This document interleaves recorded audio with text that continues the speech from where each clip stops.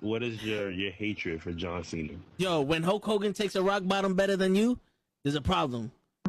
There's a problem. My man. All right, so give me the camera. One rock bottom. Yo, no, it's more than that. Show, give me the camera. I got the fucking camera. Kenny, I'm gonna have to do it for you. I'm gonna give you the whole spiel. He came out as a prototype. Whatever. You know, he slaps Kurt Angle. Ruthless aggression. I'm not into that. Whatever. He comes out as a rapper. I'm like, okay, all right, I can dig it. You know, he's from Boston, so that's a strike. You know, us New Yorkers, we don't fuck with Boston too much, but you know what? I'll look over that. He's doing his thing. Something original. Some I could, you know, there's something different. It's entertaining. Comes around, and my man has a choice between The Big Show, Kane, or Shawn Michaels. And he gives the most pussiest promo I've ever heard in my life. I will never forgive this. And he's on some, well, you know, I don't want to fight The Big Show because, you know, he's a huge guy, and, you know, you got the big red machine who wants to fight him, and Shawn Michaels is a legend. Fuck that, bro. You already beat all these motherfuckers already. Her return on SmackDown. Okay. So I definitely read some rumors about that. Because for whatever reason, and I don't know Cody's review, turn around and go back, and people are gonna be, you destroyed thrones, and you go back? We have been doing this shit for ages, and he still doesn't know how to take it right. Trust me. That's it. I got you. My man, he collapsed with the kick. That's what I'm saying. That's the way he didn't collapse during the sun. It was the kick. He's not even in his fucking chair when he gets in this fucking thing. He's not even in his fucking chair. Yeah, but oh! There he goes. Both matches without the wrestlers were in the table. And on that note, everyone, it's your friendly neighborhood. I stay loose, I stay hype. I stay loose, I stay hype. I stay loose, I stay hype. I could do this all night, cause I do what I like. Yeah, I do what I like. Yeah, I do what I like. Sipping goose, sip is right. And I go with the flow. Yeah, I go with the flow. Yeah, I go with the flow. Cause I know I'm the show. In the zone, here I go. In the zone, here I go. In the zone, here I go. Yeah, they know I'm a pro.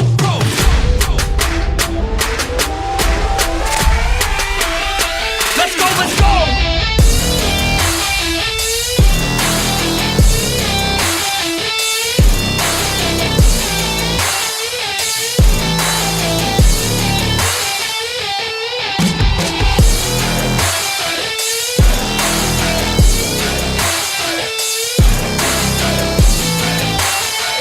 Yeah! Let's go! Here I go, I get lit, I get hyped for this shit. Right.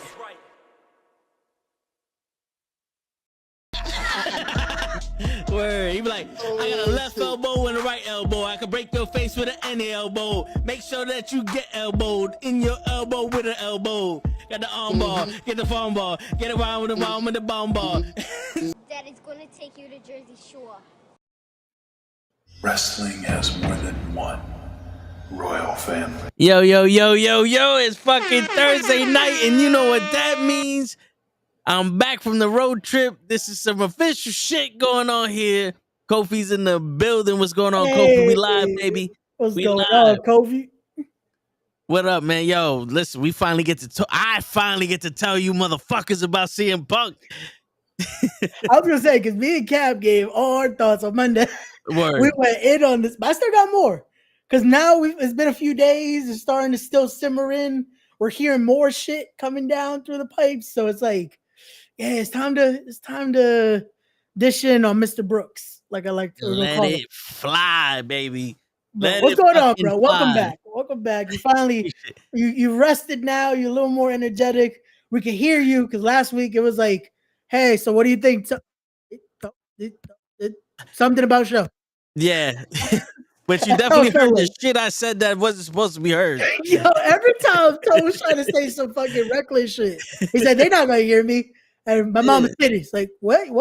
Put bologna in your ass. What? That's all we fucking would hear was the most wild shit out of this dude's mouth. Yo, facts. But fuck it. We need the wild shit. You know what I'm saying? It's fucking Thursday night. Yo, facts. You know what that means, shit. But hey, man, it's me and you. We out here. Show is late. I know where Kenny is. Pro already got the motherfucking link. I don't want to hear shit.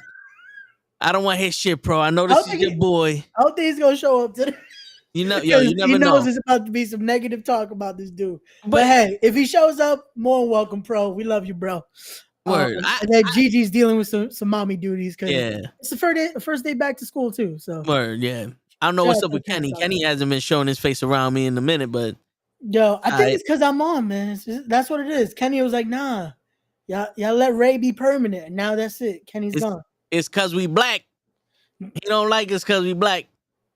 Yeah, you pay taxes, Kenny. Come on, man. I got the shades and everything. I got 3 new pairs of shades. You know what I'm saying? Look, I got some new shades too. You know look at that. We styling and profiling. I got the hat back there. My son got the new hat, got the bandana, got the NWO belt. My son is winning. We trying. My son is winning. I'm fucking broke. Let me tell y'all something before we start talking about CM Punk. This is for all of y'all motherfuckers out there. A Tesla is not worth it. That motherfucking shit hurt my ankles. That shit is not made for human-sized people. Yeah. Because we talking about rich people shit, we gotta put the glasses on. All right? We styling. It's not made for rich people shit.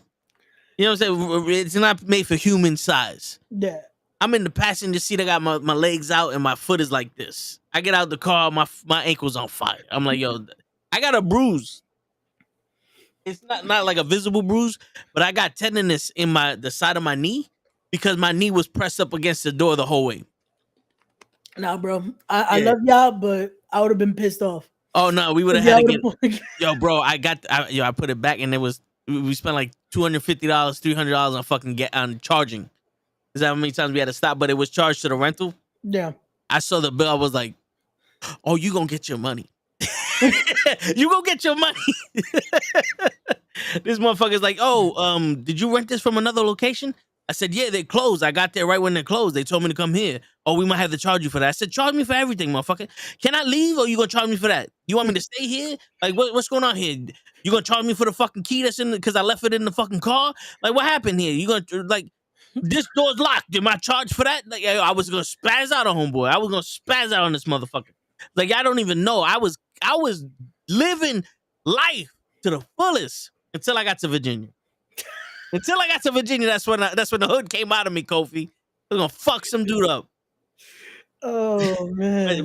But that's for the Toe in the Show, which is probably gonna be on Saturday because we got an event tomorrow. Yeah. But yeah, so today, what I want to accomplish. We're going to talk about CM Punk. I know you guys like to call him Mr. Brooks, but I don't know the man personally. So state law.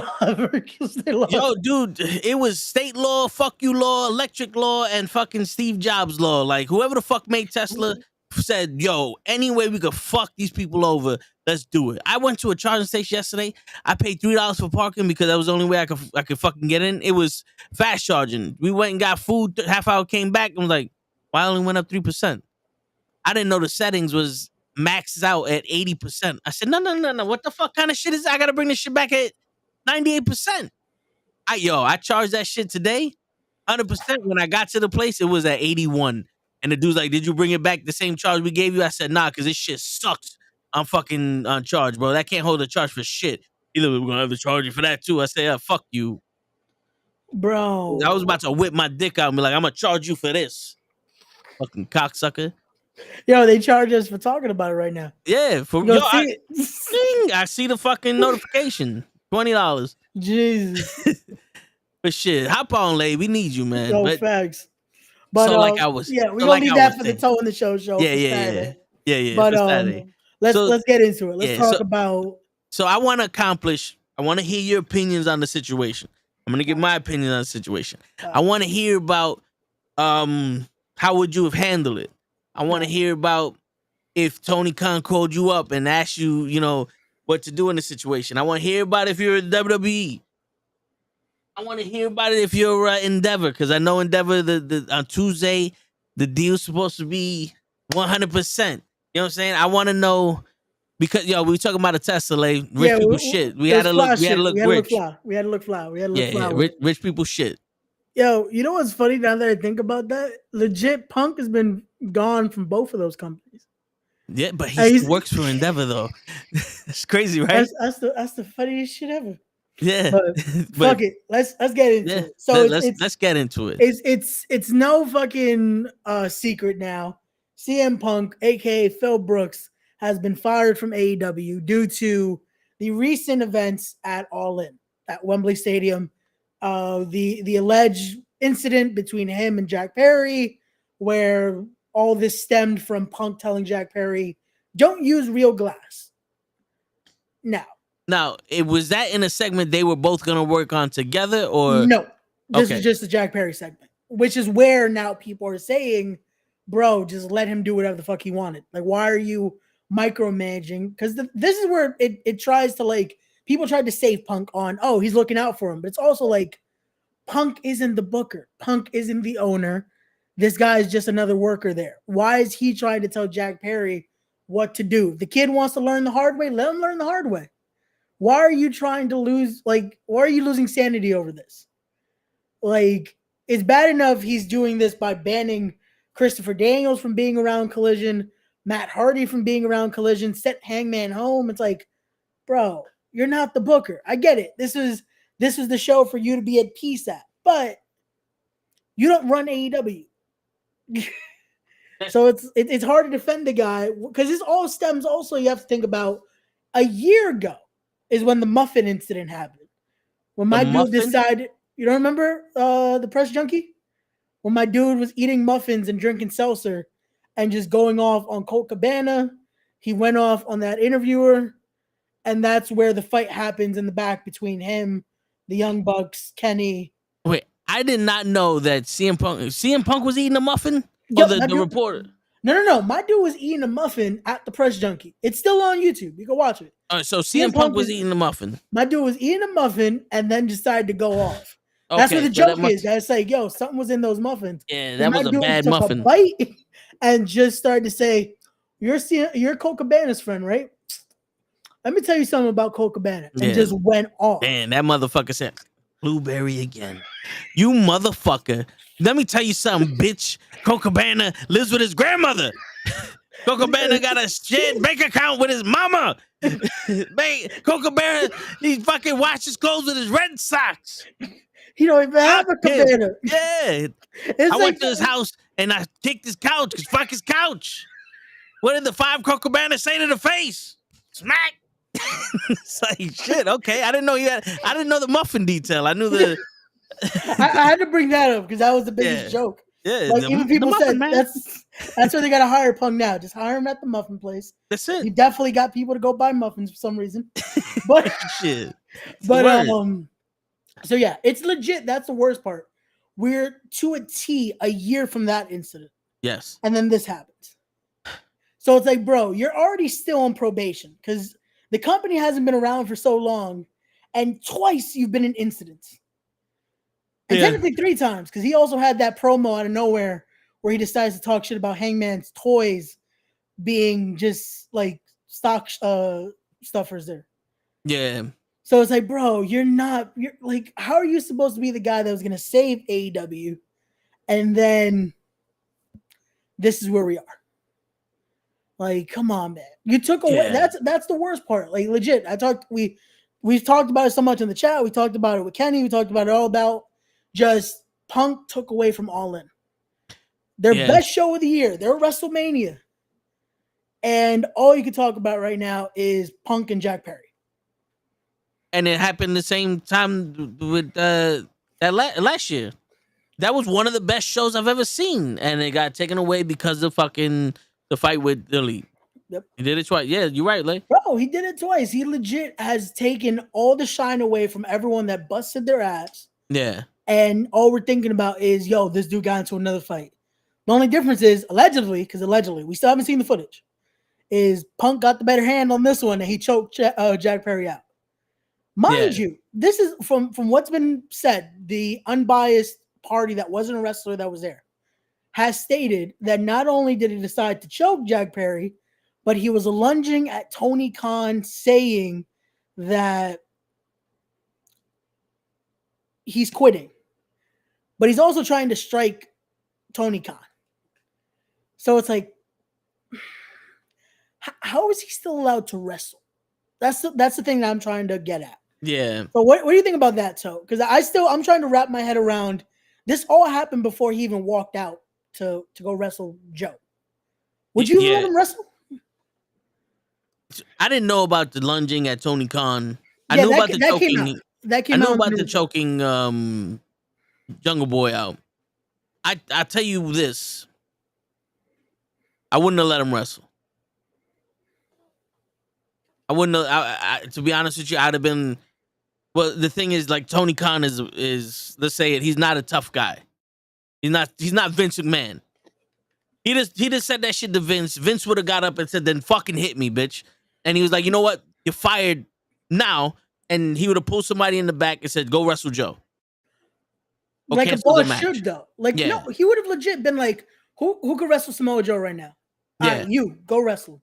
Like that, he knew Vince is a guy. This is what I'll say, because I know.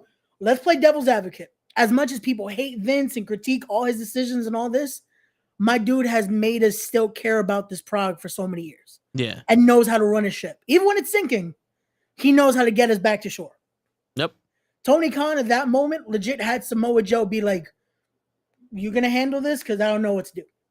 Yeah, because it's not Samoa Joe's problem, to be honest with you. But Samoa Joe, because that's what came out in the report. Samoa Joe was the one to basically like make sure everything goes afloat, and he's the reason they kicked off the show. Yeah, because they were the first match. No matter what, they were gonna be the first match. But apparently, Tony Khan asked, I think it was Kenny's team, and that if they could do their match, they weren't ready, and the Young Bucks and them weren't ready for their match. Because he was trying to move around the card. Okay, so that's why Kenny Omega was second. Because I was like, yo, that's crazy that Kenny Omega came out after Punk. You would have thought they would have kept them far apart from each other. Apparently, like, he was trying to see who can, like, if anything, to be able to, I guess, go first. Yeah. So I guess Kenny was forcing it, like, yo, we're ready now. So boom, they go second. Yeah. But it's to me, unfortunately, firing him was the only thing they could do after all this. Yeah, because so my thing, I was ready, I was prepared to come up here and be like, yo, listen, I think CM Punk put a lot of pressure on himself to be the leader of the locker room, but he never won the locker room over. You know what I'm saying? Like, he went in there demanding respect the first time and people gave it to him, but then other people like, all right, bro, you're going overboard with this shit. Like, I don't know who the fuck you think you are, but we made this company. You didn't make shit. And then he gets into the fight with the Young Bucks and Kenny Omega. That's how I seen that shit going. Like, yo, to them, you may be somebody. To us, you are our employee. You know what I'm saying? Because they're VPs and all the other shit, so they run shit there. So I'm pretty sure he had a talk with Tony Khan. He said, if you want me to come back, I need to do shit my way because I'm going to be the locker room leader. I'm going to save the locker room. We're going to change it and all this other shit. That's why you would... At that point, you would expect him to be that guy. Yeah. You would hope, like, Punk is about to come in, not as an EVP, but have about the same amount of power.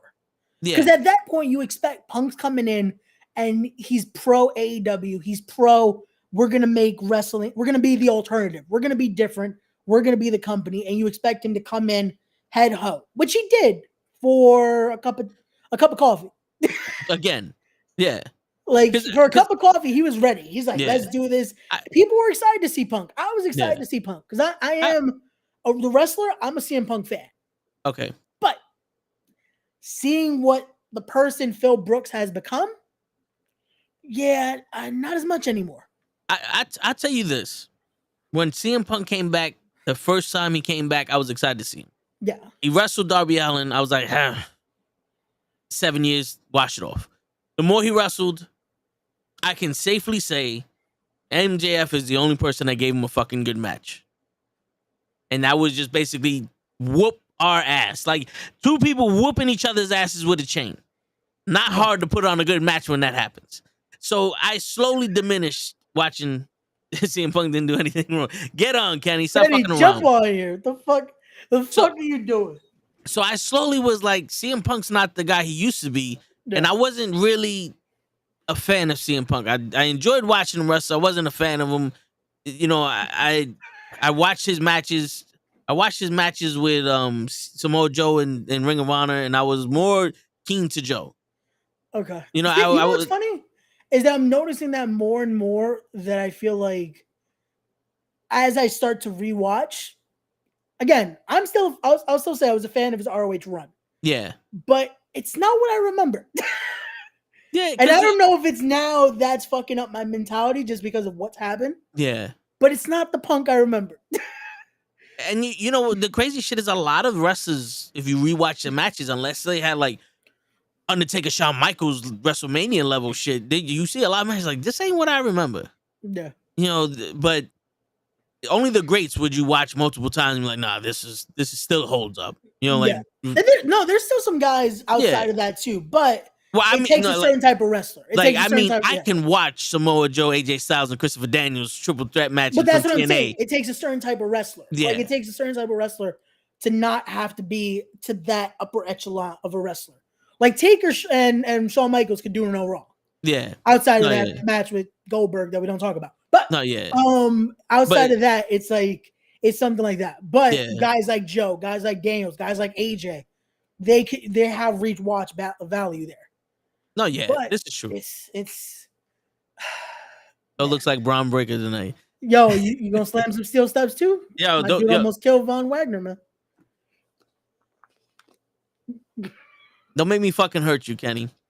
It's about family, all right? Yo, Kenny, get on, motherfucker. Yeah. Tyson, I got no kids. I got no kids. He got them. There's somewhere they're hiding. But yeah, so I'm thinking my man's like, yo, I need to be locker room leader. But the problem is, like, he knows how to tell people how to do shit, but he doesn't know how to lead, because there's a difference. You know what I'm saying? Like, people come up to you and ask for your advice, and you know how to give them advice. Yeah. But you don't know how to step up in there and be like, okay, I'm the Undertaker. And that comes through years of learning from, like, you have to earn that spot, right?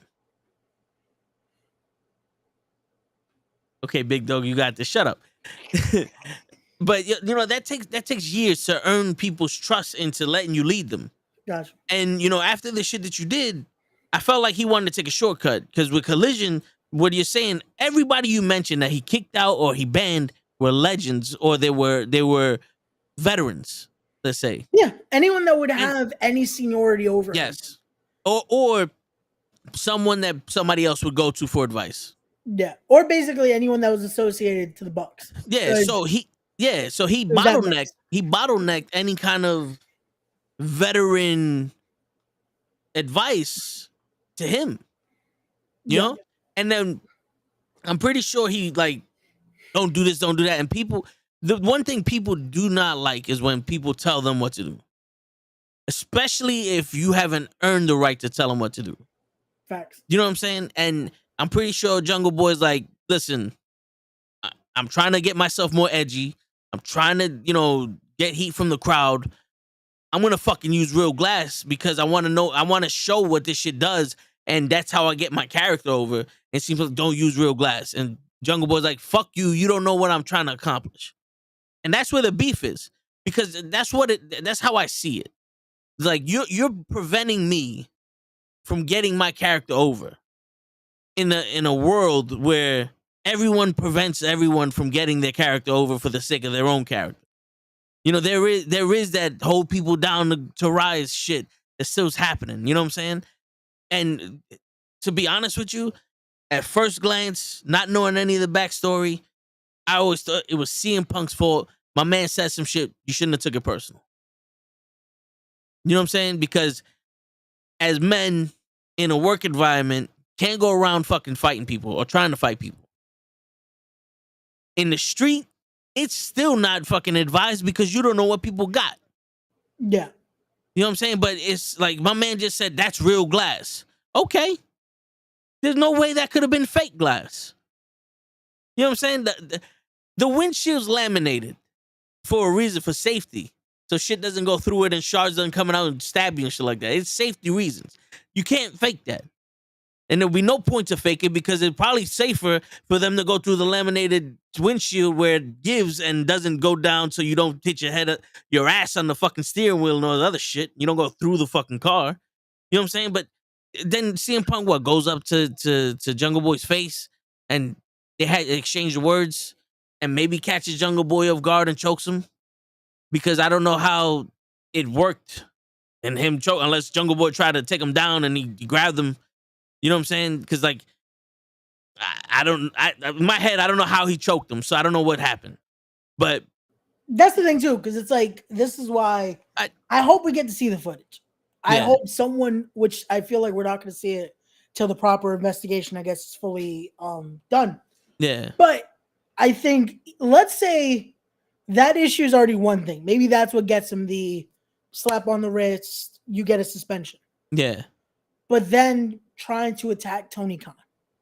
See, now this is shit that I didn't know, because initially I was on some, as a boss, I fired both of them. Yeah. Because the incident happened last year and you did what you did to them. New policy. Any of this shit happens, you're fired immediately. Yeah. Especially that it's also, and this is one thing, Jack Perry knew what this show meant. Yeah. And you're also taken away from this, because you could have just easily walked away and that's it. We don't get any of this. Yeah. But you also decided to just fucking nut up and decide, let me fuck with CM Punk today. Yeah. So it's like at same point, he's also in the wrong, but he also didn't go after Tony Khan. So that's where we get to this point of it, though, where Punk, he's already in the wrong at one point. Both of them are in the wrong, but him going to that other extreme, it's hard not to be like, yes, CM Punk needs to get fired. Yeah. Because him going after Tony Khan alone should be grounds for being fired. Yeah, that's it. If that's the only thing he did, like, it's like one creative decision gets like he doesn't like and goes after Tony Khan, instant termination. Yeah. Because you don't like that's how a normal 9 to 5 goes. Like, let's forget about it being wrestling for a second. Yeah. Everyone wants to hit their boss. Everyone has that thought process. Again, allegedly, we're not going to say that so Toe doesn't get in trouble for agreeing with me. But everyone wants to punch their boss at one point or another. You can't literally do it though. Yeah. No, because you will get terminated. It's true. And so, the thing is, like, Tony Khan allows these people to do that. You know what I'm saying? Like, some people have more respect for him because of who he is, and they realize he's not from the streets. He's not one of these guys that's just gonna fight everybody. But he allows these people that do fucking, talk to him in a way of that manner or go after him that manner without responding. Because I still see the, I don't want to say he's not a man, because he is, but I still see that child, that the innocent child of, yo, I'm just trying to do what's right. I don't want to start a problem. Why are you yelling at me? Like, you know what I'm saying? You know what I think it is? And this is where, again, this is why I want to see Tony Khan succeed. And I want to see AEW succeed. But Tony Khan needs to stop being the guy that is trying to be everyone's friend. Tony Khan needs to become the boss. Tony Khan legit needs to be Vince. He needs to be the guy running things. He can't just be, because it's already at that stage where AEW has now been around for more than 2 years now. This isn't just the new thing around. This is now a legitimate company here. He cannot still treat this like, oh, I have my toys and I'm playing with them in my sandbox. This can't be playing anymore. This now needs to be a business, just like he does with the Jaguars, just like he does with his soccer team, just like he does with any other business. He needs to treat this as such. The problem with that is there's someone else running his Jaguars team. There's someone else running his soccer team. The Jaguars team is in the NFL that has the Owners Association where there's already rules. If a player did that shit to him in the NFL, he would have been fined, he would have been fired, and he would have been banned. You know what I'm saying? And that's without Tony Khan saying a word. Yeah. Now Tony Khan is the sole proprietary of the AEW. He's running this without general managers, without fucking presidents, without all these other people that you have to talk to 50 people before you get to Tony Khan. Tony Khan is accessible 24/7 to everybody. Yeah. And killed. Word, damn, that's what's gonna happen in the NFL. Yeah, word. Get killed for this? Yeah. But it's like, at this point, though, if that's the case, then hire an actual team. Yeah. Because that's what Vince has done. Vince has legit made it so you have that many people before you even get to Vince. You go through guys like Bruce Pritchard. You go through guys like John Laurinaitis. You go through guys. Shit, Kevin Dunn probably will talk to you before you get to talk to Vince. Yeah. And then you have, even before that, even after that, Triple H. And then Vince. Yeah. Tony Khan can have that. He has a great fucking backstage personnel. The fact that he doesn't have that trust yet to have that second in command outside of the EVPs, he needs to have actual people that have already been and done this business already. That's the issue though, because I like the idea of having some of the boys have that mutual respect and be able to be part of the management team. Have guys that have already had their time, because at this point they have nothing else to gain. This is them trying to help the business go forward, because that's what all the people he's hiring as producers and agents, one of them could be his right-hand man. Yeah. Like at this point, this is something where, and this might be controversial to say, when Jericho finally decides to hang up his boots, Jericho could be that guy. He could be that guy right now. Jericho's still working though. That's why I say he can't be. I hear you. Because the guy that should be there can't be working. I completely, I understand that for a fact. But I'm saying, I think what Tony Khan needed to do was establish everyone's role right after that fight. Yeah. Because they're the VPs, they're the executive vice presidents. Yep.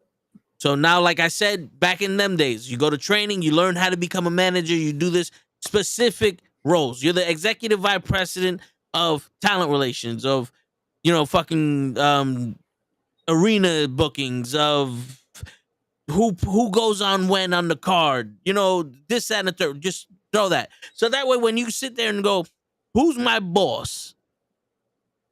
Young Bucks. He's the one you need to talk to about, being on the main event of a card or whatever the fuck. No. Where do I know where the events are? Go talk to Kenny Omega. He's the one that's booking the arenas and shit like that. Something. So that way people go, yo, fucking, why is CM Punk telling me shit on Collision? Because he's the guy that oversees the production of the matches. Got you. You know what I'm saying? Yeah. Because if you know his role in the company, then you can't complain. And that's the thing. There was no established. This was just, at this point, we're thinking this is how it's going to be. And then it became that. Because we made the joke, it's CM Punk show. And CM Punk legit treated it as, this is my show. So whatever I say goes. But when you start to remember, wait, but Christopher Daniels is he is talent relations. Like, you can't just ban the guy that's supposed to make sure this all goes squeaky clean. And then the issue is, though, and I'll give this little leeway of Punk, of when the travel agent is fucking up your travel plans. Okay, this is also why I say certain people have to already not be workers still. Because the guy that's doing all the travel plans is very good friends with the Bucks. Yeah. So it's like, again, I'm not saying he did it on purpose, but I can see where maybe that's a thought in Punk's head. But still, you could have taken an Uber, man. Like, that's the only thing I don't get.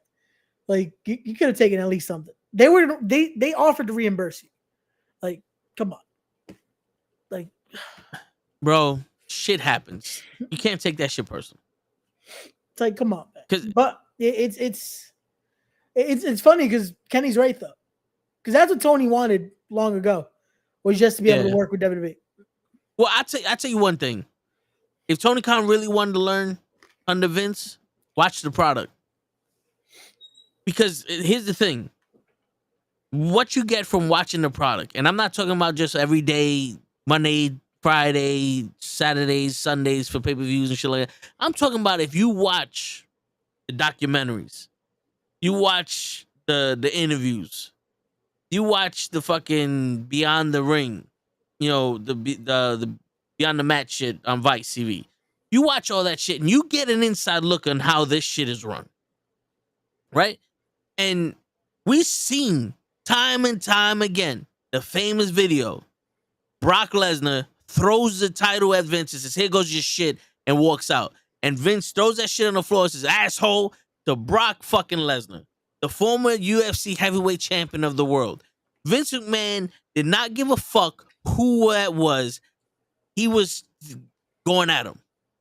Granted, they didn't fight, but it was one of those, I ain't your fucking bitch, to let them know, right? Then you pull them to the side, you have your conversation, whatever the case may be. The funny thing is, I think Vince would have probably thrown down if he had to. Yeah. Probably got his ass kicked. But and also, he screwed Brett. Yeah. We hear the story. He walked up to Brett and said, "Listen, punch me in the face if you have to." And Brett laid him out. It was one of those, I did what I had to do for my company, and I'm not apologetic for it. You feel a certain type of way? Go ahead, handle your business. Where is this? I'm not saying Tony Khan needs to get his ass kicked, but when you're dealing in a pool full of sharks, you got to be that dolphin. You got to be that fucking whale to let motherfuckers know, yeah, you may be some bad motherfuckers, but I'm not here. I'm not afraid of y'all. Yeah, you gonna listen to me. And when shit gets fucked up, I'm gonna take responsibility for it. But you have to put your foot down somewhere. Exactly. Yeah. Because I've been saying this for fucking almost a year now with the CM Punk shit when they fought. Where was Tony Khan telling them, "Yo, bro, this ain't the time and place to talk like that"? Where was Tony Khan during the fucking fight going, "Yo, get the fuck out of here," and just straight out fired him right then and there? You needed to come out. You're more worried about coming out on fucking Dynamite and making a statement than you are of actually doing something. And I know that sometimes when you do shit fucking off the cuff, it's irrational and shit like that. But it's still, you did something. And like I said, I would have fired Punk and Jungle Boy just to make a fucking example out of Jungle Boy. I don't care how you feel. This is not acceptable. Yeah. Especially on the biggest show of our fucking night. Because of that, I agree with you. Because it's the biggest show ever. Not in just AEW history. In professional wrestling history. You can't take that away from AEW. If you're a fan of them, if you're not a fan of them, if you hate Tony Khan, whatever. You can't take away that they produced the biggest show in sports entertainment history. Yeah. And again, as much as we love that card, we were all texting about it, we were all loving it. The only thing that people continue to talk about, and unfortunately we continue to talk about, is that fight. Yeah. And again, as the saying goes, it takes two to tango. Again, you already did the spot. Why are you getting up to Punk? Why? You did what you need to do. You got over in front of 80,000 people. People were fucking popping because you went through glass. That's it. End it there and move on. Go into your next segment. Yep. It's like, no matter what, you don't look, it doesn't give you anything right now. Because now you look like, yo, you just took away from the biggest night ever. They fired one of them, but it's like, you don't come away scotch clean either. Like, it's like, yeah, bro, it's because you have to let people know the inmates are not running this in us out. And the thing is, when a segment like this, when something like this happens, it's only proving that it is at that point. Yeah. Because if they would have just been like, oh, they're suspended, but then it's like, what does the suspension really mean? Because if you're still going to put them back in a big picture afterward, because the Bucks were suspended that whole time, came back, became champions like that. Yeah. Punk was suspended, came back, main event picture. And not for nothing. I don't know about you, but I would have been on some. If y'all gonna still have this match, CM Punk and Samoa Joe, you going over? Exactly. You know what the thing is though? I feel like that was a Joe thing too. Because that's still, no matter what, him and Joe are still close. So I feel like Joe's like, hey, he probably even knew. He's like, hey, I don't think I'm gonna see you after this. So we gonna kill it. I'm gonna fuck you up. But wave your hand high, because in front of 80,000 people, this might be your last match here. Yep. Or ever at this point. Yeah. So, but yeah, if I'm Tony, again, we're booking this and something like that just happened, I honestly don't think I would have let Punk wrestle though. I don't know if I could let Punk wrestle. I think honestly, if I'm Tony Khan and my dude legit just lunged at me and kept saying I quit, okay, cool. Security, get him out my building. Yeah. You're no longer an employee of AEW, and now we got to find somebody. Miro, go fight Samoa Joe. Legit, anybody. They had a whole locker room filled. Like, Jeff Jarrett, you got your ass kicked by 25 people. Go up in there, player. Fuck it, somebody. It's like, yo, Daniels, you want to relive TNA 2006? Go out there. Yeah. And yo, speaking of Daniels, Lay mentioned Danielson. Not for nothing. You know, y'all know how I feel about him, but he does seem like an actual leader. He does seem like a guy that has respect. He would have had my respect in the locker room. You know what I'm saying? Because he does what he needs to do at the highest level he can. There's no issues. And I'm pretty sure if he would have told Jungle Boy, yo, don't do the glass, and Jungle Boy was like, yo, I'm going to do it, he would be like, all right, just be safe.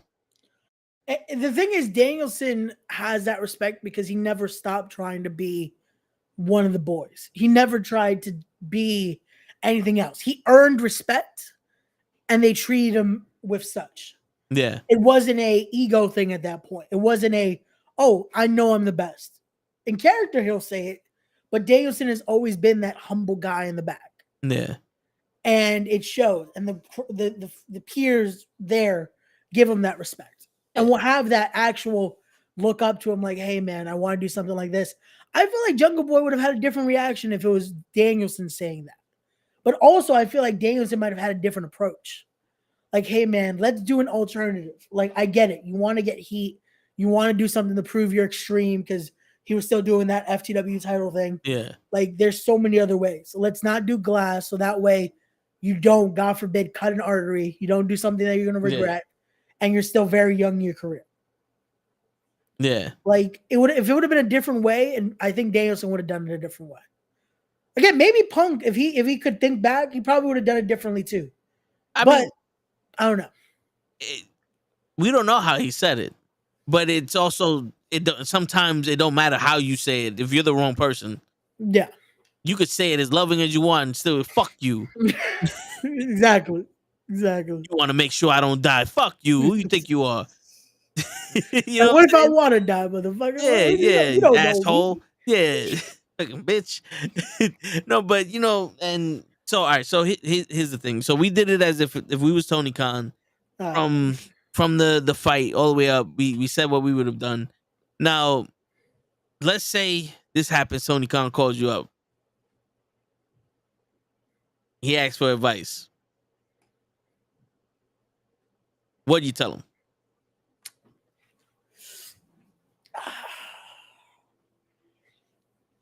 Has he already made this? Has he already fired him? Or this is what to do? Right after the event happened. Okay. He calls you up like, yo, I had an incident with Punk. This and this happened. I don't know what to do.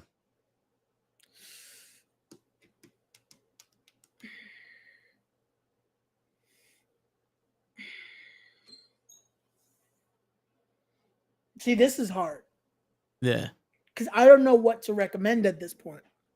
Because it's hard to be like, if you're in the shoes, it's easy to be like, it's this, we're done.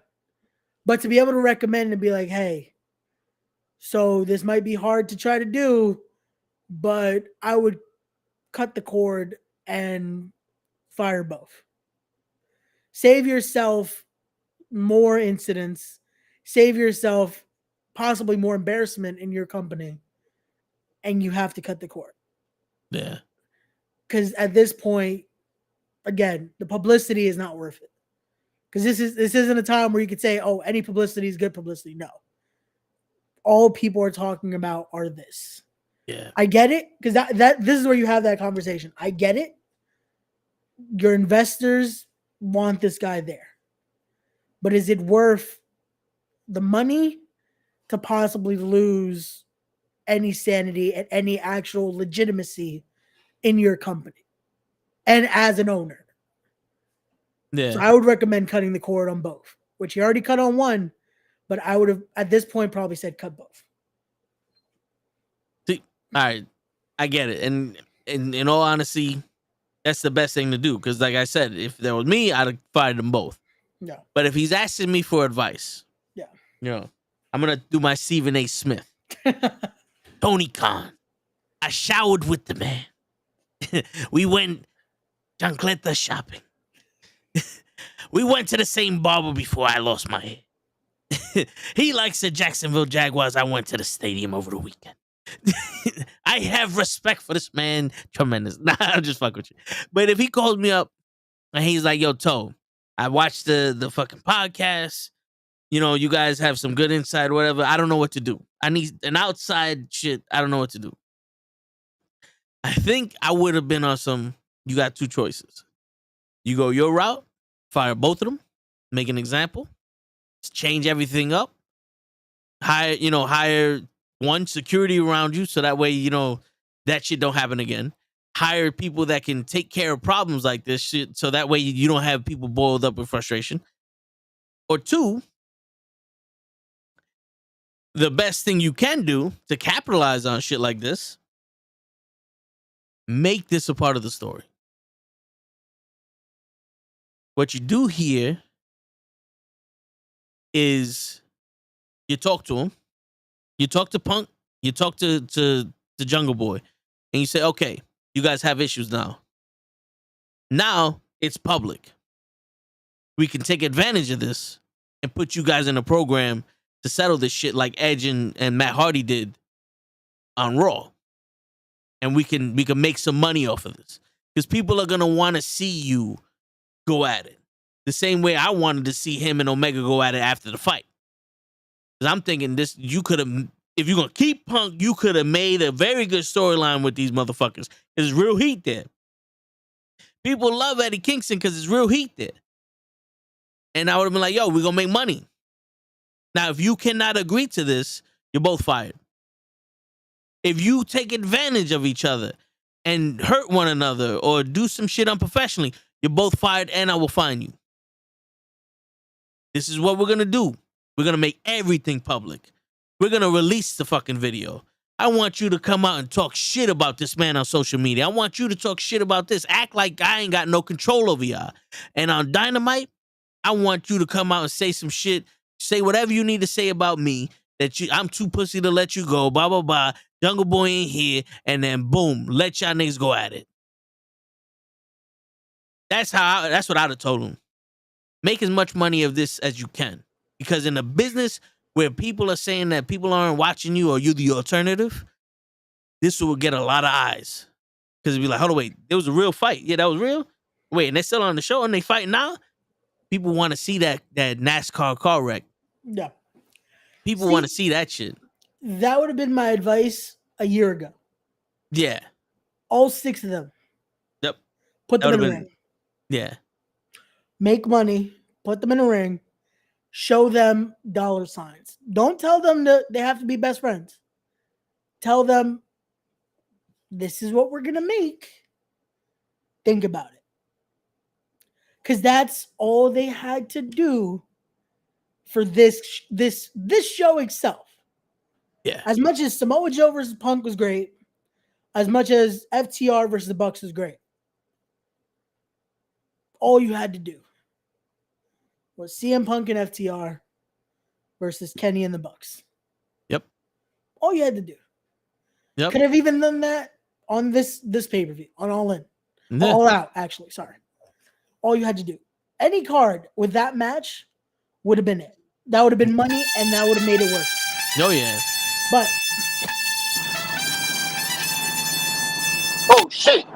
No, I'm just fucking with you. I was gonna say no. This is why you don't podcast and drive, motherfuckers. Word. But, he's still on the road. Toe's back somehow. His show is still not back from fucking Florida.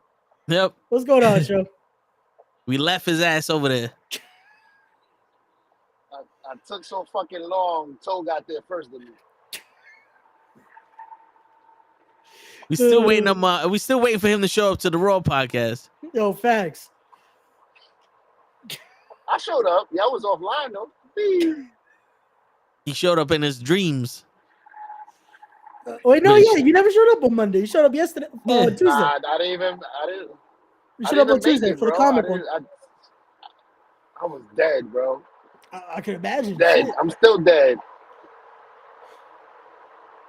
So yeah, so what's up, though? How's everything, man? How go ahead. No, everything's good. We're talking about CM Punk. Yeah. So now I want to ask you, Ray, if we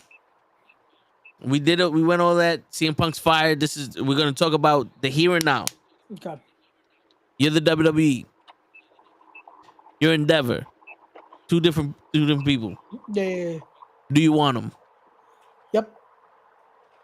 You would take. I'm CM writing Punk. that check right now. And that's a legit thing. When I saw that article, we have released Phil Brooks, aka CM Punk. My instant reaction was Triple H and Vince McMahon are writing that check right now. Is it a blank check? It's telling him how many zeros do we need to put on that check. Because as much as, again, he was very controversial twice. Because his leave the WWE was also very controversial. You know the reaction that people are going to have of hearing Cult of Personality in a WWE ring again is going to be worth the money. Because people will float back to WWE just to watch this dude again.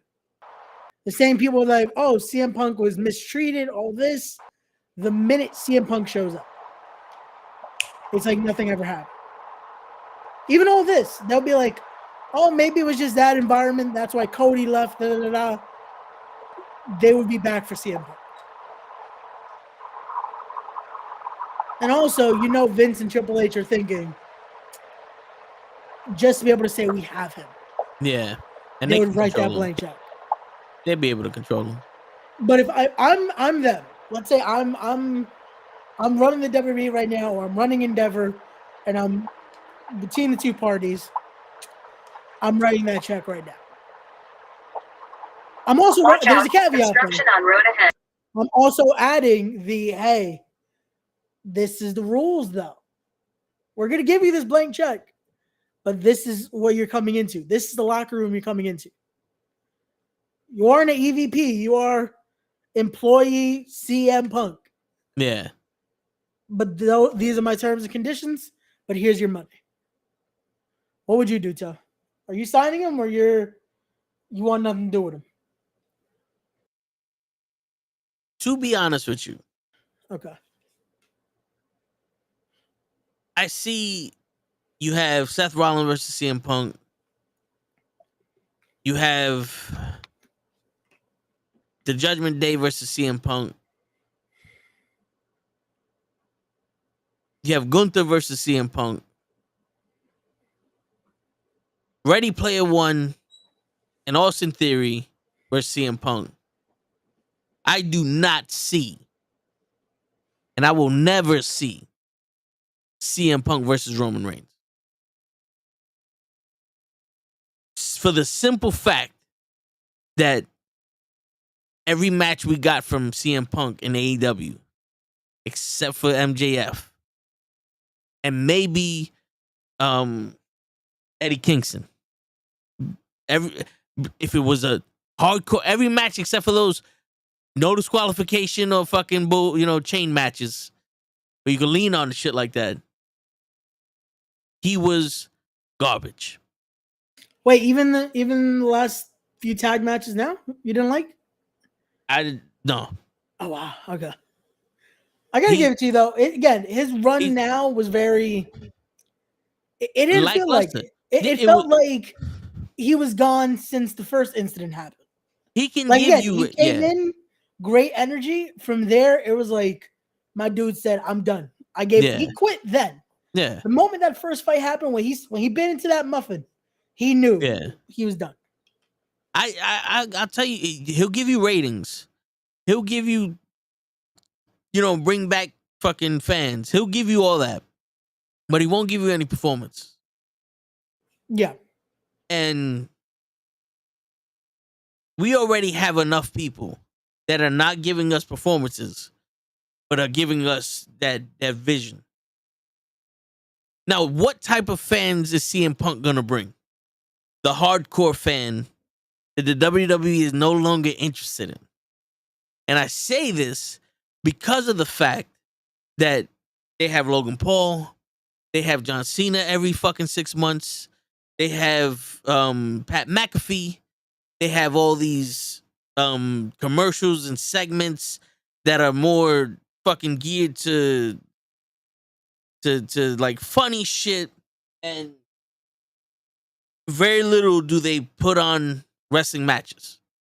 Very little do we get to see matches where it's like, yo, that was fucking match of the year. Gunther versus Chad Gable, we had to wait a long time for that because we didn't see Chad Gable getting a shot at Gunther, even though we wanted it, because we needed Chad Gable to get over the way he was before he wrestled Gunther, just to be squashed by him. Ricochet, phenomenal talent. He needs to be squashed by Logan Paul. Nothing happened for Ricochet after that. So, in all honesty, the one fan you don't want to watch your product is the hardcore wrestling fan. Because when the hardcore wrestling fan sees your product, they're going to say, this is trash. And they're going to start convincing the casual fan that this is trash also. And what do? You can't change because the people that pay your bills don't think it's trash. They see the money coming in. The only way you change is if that money goes down. And they don't need to put on good shows because they could go to Abu Dhabi whenever they want and get a couple $100 million. They could go see the Sheik, get a couple $100 million. You know what I'm saying? So now this is where it boils down to. It's like, on paper, this is Bret Hart. Yeah. Going to WCW. And it would be awesome. Phil Brooks walks through that curtain and talks shit about AEW. But in all honesty, the best person that can get the most views or the most impact from CM Punk right now would be one of those podcasters. The person who gets that exclusive story from CM Punk would be the one that benefits the most. Yeah, because it's gonna be there's no losing there. Because you get the story. You get everything, and you're not paying close to what a wrestling company would have to. Yeah. The thing is, again, like I said, it's even if unfortunately the matches would not be 5-star matches, it would be lackluster. The idea of having him there is what drives people in, just like the podcast. Because again, the podcaster could be Joe Schmo, but you have CM Punk and you're the first person to get to talk to him post all this. People are going to listen and you're going to make the money off of it. That's the thing. It's like being able to have him, being able to have that taboo thing. Eric Bischoff said it best. Controversy creates cash. And legit does. Yeah, but you have to be able to take advantage of the controversy. See, now, CM Punk leaving AEW, going to WWE, makes that short-term money. Because it definitely does. WWE doesn't acknowledge AEW. They don't acknowledge fucking Cody Rhodes came from AEW. Yeah. Even that little documentary they had, they acknowledged he went to the independent circuit. He went to Japan and he went to ROH. He ain't never went to AEW. Yeah, he had his boys and they did the little thing and he made his own company. But then it wasn't AEW that he made. Yeah. And it was, and even the smallest bit that they mentioned, it was like they mentioned AEW more at Triple H at the DX Hall of Fame speech than they've ever mentioned them ever. Yes. And that was only because Badass Billy Gunn was there. Yeah. But the thing is, we know where CM Punk came from, would be coming from. Yeah. We know where Cody came from. And that's what they're banking off of. Because they know, again, the fans are what's going to drive this. But the difference between Cody and CM Punk is Cody was the guy that left and never reached that brass ring, but he came back stronger and the guy that everyone wanted to be champion. CM Punk ain't coming back here on some, we want him to be champion. CM Punk is coming back on some, I was a problem over there, and now I'm here. And everybody, at the most, we want to hear him talk shit about the company. We want to hear what he has to say. The same reason when he left the WWE, when he did the Cocabana podcast, everybody watched it because they wanted to know why he left. What did they do to you? Oh, they sent me a FedEx that I was fired on the day of my wedding. All right, cool. You know what I'm saying? So that's what's enthralled with him. When he was going to AEW, it was the fact that he was gone for 7-8 years. That he's like, yo, he's coming back after this long layoff. We get to see CM Punk again. It wasn't he left WWE and now he's in AEW. You know what I'm saying? In my opinion, I don't think him going to WWE would give more to the WWE than it would give to him. Yeah. He would make more money out of it than I think the WWE would. Oh, definitely. Because again, the contract's going to be lucrative as hell. But do you not think, again, the reaction, just to be able to have just that reaction? Because let's say this, and this is where I get at. Signing him to AEW, did it make them the amount of money you think they actually wanted?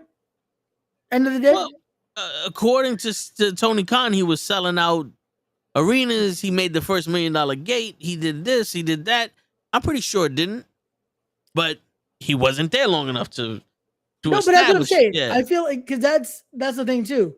If they were to sign him, I don't see this being a long-term deal either. Yeah. It's one of those where you're gonna have a Bronx contract by the best way to compare it. Yeah. It's we want you here, and that's it. Don't even give him the opportunity to be able to have an issue like that in the back. Yeah. Like, you're not gonna be here long enough. See, now this is just me talking based off of my own preference and shit. But the first time he steps on Raw, I'm gonna watch. I want to see what he got to say. Yeah. After that, I'm done with him. I don't give a shit. It's already too much. He's Drew McIntyre. You came back. Oh shit, that was dope. Then he showed up on Raw the next day. Wait a minute, this is too much for you. Go back. We need a break. Okay. You're overloading us on Drew McIntyre. What's making you tune in that first Raw, though? Just because it's like, oh shit, they got him. So let's see what he says. Let's see what they do with him. Okay. After that, I already know what's gonna happen in those matches. Okay. You know what I'm saying? Because like I said, he didn't lose a step. He lost a leg. Yeah. It's him and Yoshida, the Golden Lover, Kota Ibushi. Yeah. They lost legs. Kota Ibushi looks like he's drunk and he's trying to hide it. And it's sad because this is where I'm getting at, right? I'm getting like this because AEW is the one place where I go show. Remember all those guys in Japan I told you about that WWE guys couldn't hold a candle to? Yeah, you get to see them now. And then they shit the bed. No. All of them. Not a few, not one, all of them. Every time they get in the ring. And then it's like, well, fuck. These guys suck. But they didn't suck in New Japan. So now I ask you, and this is why I say I think they would sign CM Punk. Is it that they suck? or is the place that valuable? Is it because they're in Japan that we see them a certain way? Because Okada worked against Danielson, and the match was okay, but it didn't look like an Okada match. No, it didn't. A week later, was Okada trash. wrestled for New Japan and wrestled a 5-star match like nothing. Like it was night and day. So I ask you, again, Punk, his WWE run, there's more memorable matches than there are his AEW run. Yeah. Could it be the same here again? Again, it might just be the little momentum because now it's, he's back. Maybe that first match will be a good one. And I might be wrong, but I'm just trying to compare. Is it the situation of where they're at? Because Kenny and the Bucks have done the same. They'll have good matches, but a lot of their Japan ones, I feel like, are more talked about than anything they've done. Yeah, but see, this is where we get into the repeat mode of me, and I'm gonna say this: the first year and a half of AEW, was the best wrestling you're ever gonna watch. Yep, it was this new era doing the '80s golden era shit. Yeah, it was what wrestling is meant to be. It was what wrestling was missing at the time. A disbelief or an extension of your belief, where Darby Allin might win this fucking title. Orange Cassidy might win the title. Pac and this guy's putting on a phenomenal match. At this point, it doesn't matter who wins. This shit is crazy. Yeah. When you chanted "Fight Forever" in the first year of AEW, we literally meant you're not in this match. Yeah. Now they say it because it's something to chant. Yeah. They did a suplex off the top rope. Oh my God! Fight forever! Fight forever! Bryan Danielson walks outside and he bleeds and fight forever. Like, it's got to the point where, okay, fuck off. You know what I'm saying? But after that, if Okada would have came in that first year, wrestling the way that they were wrestling, they had that fucking "we ain't no alternative, we are real wrestling." Yeah. He would have had an awesome match. But he came in during the fucking WWE era. I'm sorry, the WCW era. The New Blood WCW era. Where they said, fuck it, we made it. We got CM Punk and all of our guys are the best. We don't need to prove anything anymore. Because you fucking fans are gonna cheer "Fight Forever" no matter what the fuck we do. We don't need to prove to you guys that we're the better than we're real wrestling. You know what I'm saying? Because now I can sit here and have the fucking Death Triangle have a match with fucking House of Black and do the same fucking spots every match. Pentagon Jr. just turned into a fucking Canadian destroyer off of everything. All of his spots in every single one of his matches are a fucking Canadian destroyer off a ladder, off the fucking off the fucking apron, off of this, off of that. He ain't got no more moves. John Moxley, we made fun of him. Every match he's bleeding. I don't know what the fuck he does. He's just bleeding. Jericho is trying his best to keep up with these people, but this isn't the way he used to wrestle in WWE. This isn't the way his character does shit. Everybody is in this company, everyone for some fucking reason just went stagnant.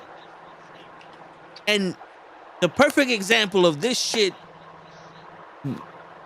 proving what you said, I'm sorry to say it like this, but I got to. But this company ain't shit, is the fucking fact that the only person who gives a fuck about it is Ricky Starks, and you ain't do shit with him. Yeah. He had the best fucking promo against MJF. He had an awesome fucking match. He had the people behind him. And you said, thank you, Ricky Starks, go home. Like that. You know what's Ricky Starks? Ricky Starks was AEW year one. Ricky Starks is the alternative to what we see as sports entertainment. We got to see someone that isn't the biggest guy, isn't a fucking pro wrestling classic, but can still show you an entertaining match, can captivate you with a promo. He has it. Yeah. And AEW, and this is where we've talked about this before, was moving away from that and becoming, we're going to do our version of what WWE does. Yeah.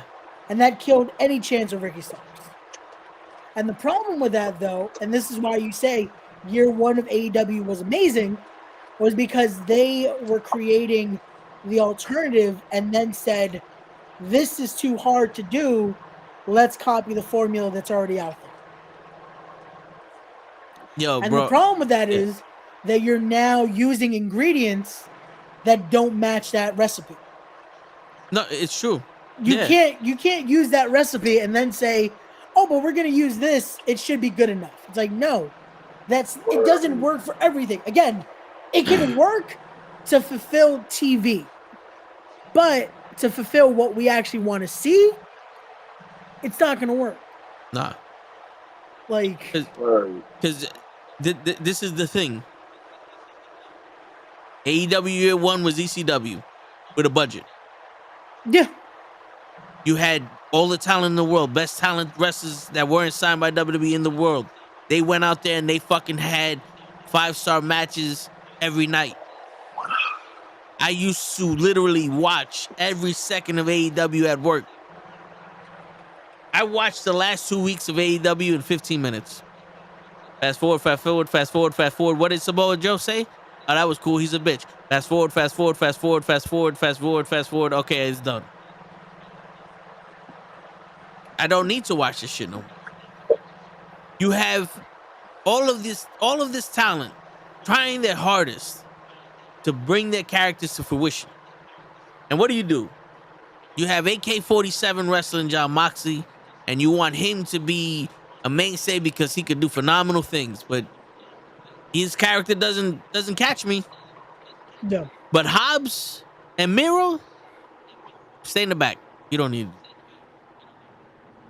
to be here. Two characters people give a shit about. Ricky Starks. You want to be a top draw. You want to be a top guy. We're going to put you in a match with Bryan Danielson. When? In 2 days. What? You're telling me I'm supposed to give a shit about a match between two men that never fucking met before? Yeah. And then you say we're going to make it a strap match? Like, this is, in all honesty, this is Tony Khan picking up his figures and going, oh, let's make a fucking event and just throwing fucking people together.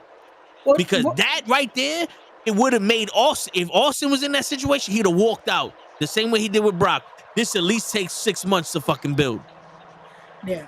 Well, that one, you got to give it to CM Punk fucked that up too. Because you know that was supposed to be CM Punk versus Ricky Starks. That's what that was leading to. Because it made no other sense of who else would be in that spot. Because Ricky the Dragon Steamboat was not wrestling. Yeah. He was not going to do a strap match with Ricky Starks. Yeah. But, again, when in doubt, call him the Dragon. Because Bryan Danielson legit has picked up the pieces for Punk. Not once, not twice, but 3 times now. Yeah. And, listen, man. I saw the highlights of that match. That match looked amazing. Ricky Starks is doing his best to fucking build off of that, saying that no one can make me tap. And it's beautiful to see what Ricky Starks is doing. Yeah. And he held his own. He held his own with Danielson. Yeah. I would say this forever, and I don't give a shit if he's hurt or if he's on fucking Elevation Dark or if they got him on the fucking Patreon. Where the fuck is Scorpio Sky? Yo, my son was in the Battle Royal, and it felt like, yo, wait, he's still here? Yeah. Because that's how they treat him. They legit promoted Scorpio Sky is coming to Collision. Had 1 match. Scorpio Sky has never been seen again. Till that Battle Royal. It was like, what are you doing with him? Ethan Page has been shown more. And you're promoting Scorpio Sky. Yeah. And that's another thing I don't understand. The whole Matt Hardy and Ethan Page shit that, like, we're gonna address this too, but they really need to stop doing the women's wrestling shit with all the other talent. Like I say, the women's wrestling shit is because every single women's match, WWE, AEW, WCW, TNA, well not TNA, but every single women's wrestling match seems like we're just gonna throw this shit together for the fuck of it. Word. And take away from good wrestling. We're just gonna throw this shit together for the fuck of it. The biggest thing that the AEW had with their women, I'm sorry to cut you off, is Jade Cargill because she was undefeated, and Britt Baker because she spoke. Yeah, but also when you notice with those two things, what did they give them? Time. Yeah, but they're not giving anyone else even a little bit of room to breathe and actually build something. And they have a fucking stacked women's roster. Yeah. But we wouldn't know that. Nope. Legit, we wouldn't know that. We know they have Saraya. We know they have Toni Storm. We barely know that they have Willow at times. Yep. And that's about it. And I'll say it to everybody's fucking face. It's looking right now that Willow's their best talent. Willow is their best talent. Every time I see her in that fucking ring, she amazes me. She actually gives a shit. She actually gives a shit. She gave one hell of a fucking match to who was it? I want to call her Amber Moon. Oh, Athena. You know what I'm saying? Like she went at her with her. She gave matches to fucking Jade Cargill when she was wrestling her there. Yeah. You know, like the trios was even good on the pre-show on Sunday. The match between it was Willow, Athena, not Athena. It was Willow, Sky Blue, and someone else. I can't remember who their third partner was. But against Mercedes, DeMonte, and them. Again, it's a match like that was on the kickoff. Yeah. Why was that match not on the actual card? Why can't you give them time that's like, okay, now we get to see there's more in this women's division. Yep. Like, and yo, I'm going to say this shit because I'm a legit fucking human being that cannot dedicate his entire life to every form of wrestling. I don't know when Ring of Honor comes on. I don't know how to watch Ring of Honor. But what I do know is you had Mercedes Martinez win the fucking Ring of Honor Women's Championship on the AEW show. Why is she not being showcased more? You got the Ring of Honor Television Champion showcase on every fucking show. Why is Mercedes Martinez not there? I want to see her wrestle. Why is Athena not there? I want to see her wrestle. You have, like you said, you have a plethora of female wrestling talent that can fucking go. And we don't showcase this. You want to be different from the WWE, showcase it.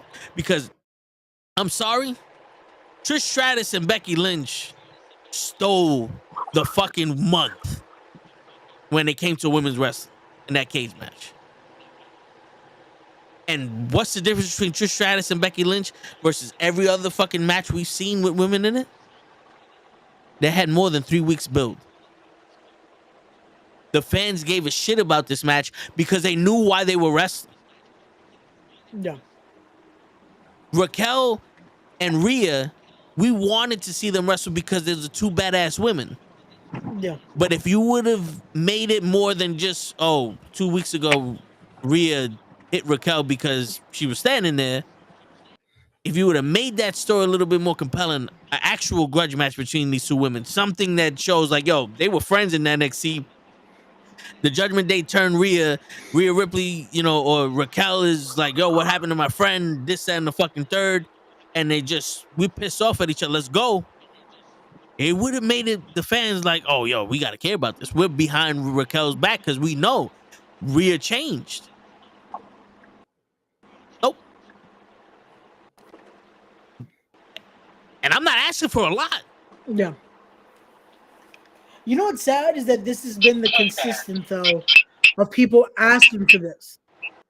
And again, it's not a lot. It's just a chance. It's a chance to actually be showcased, a chance to give them an opportunity to be able to be something else. The fact that, again, the most genuine fucking video they posted. Emma Sakura crying to hearing Queen because she's been one of the best Joshis they brought in as well. We've barely seen the Joshis now. Somehow she was there though, but who gets the Queen entrance? Saraya. Yep. Which again, like I said, as of right now, all you would think they have is Saraya. Oh, and also Ruby Soho, Toni Storm, and then now Chris Statlander because of the title reign. That's about it. But you can still confuse Ruby Soho as a manager. And Chris Statlander, I wouldn't mention just because of the fact that she ain't even fucking wrestling. No. What's going on, Matthew? How you doing? You know what I'm saying? She's not even fucking wrestling. Yeah. But that's the crazy shit. And we get, as fans, we're gonna keep it funky. We get lied to all the time.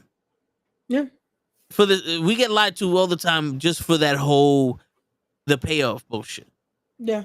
Because they would do what you said, blank check CM Punk, and fucking come out, say what you need to. Oh, this is gonna be the biggest thing in wrestling. And what are they gonna do? Put him in a couple matches with The Miz, put him in a couple matches with Ready Player One, try to build up the younger guys with him. The problem is he doesn't have that juice to just fucking let the other guys take advantage of them beating him. Because he's one of those people, win or lose, he's gonna stay where he's at. You know what I'm saying? He's not gonna allow them to put on a match where it's like, oh shit, this guy shows that he can hang with CM Punk. Yeah. We wouldn't get what should be the payoff of it, which would be actually creating that moment of, oh, CM Punk's giving someone in the rub. CM Punk's actually pushing a talent instead of CM Punk's just there. Which is unfortunately what this turned into at AEW. Word. I just want, who's Biggie Smalls? Is it me or is it? I want to say he was talking to Toe. To Show. So yeah, all right. So you're Andy Malakanafis and and Show's Biggie Smalls? Yeah. Because I don't know who Andy Malakanafis is. It was that stupid kid with the glasses again. Oh, fuck. This is what he does every time. He does this every time. You know something? I feel like I keep saying that. Yeah. It's because the kid's forgettable too. That's the thing. Yeah, no. There's also, as always, we gotta keep that energy though. Fuck you, Matthew. Yeah. But it's a lot of just those consistency issues. Because they'll give us that. Once in a blue, we'll get hope. We'll get something of like, here we go. We have a little bit of they're giving us something. And then nothing. You know what? I'm gonna keep it funky with you. Yeah. I think we're in an era of transition to attitude. Okay. And I'm not saying that we need to get more gritty. What I'm saying is the golden era had Hogan and all these legends, and it was the best form of wrestling.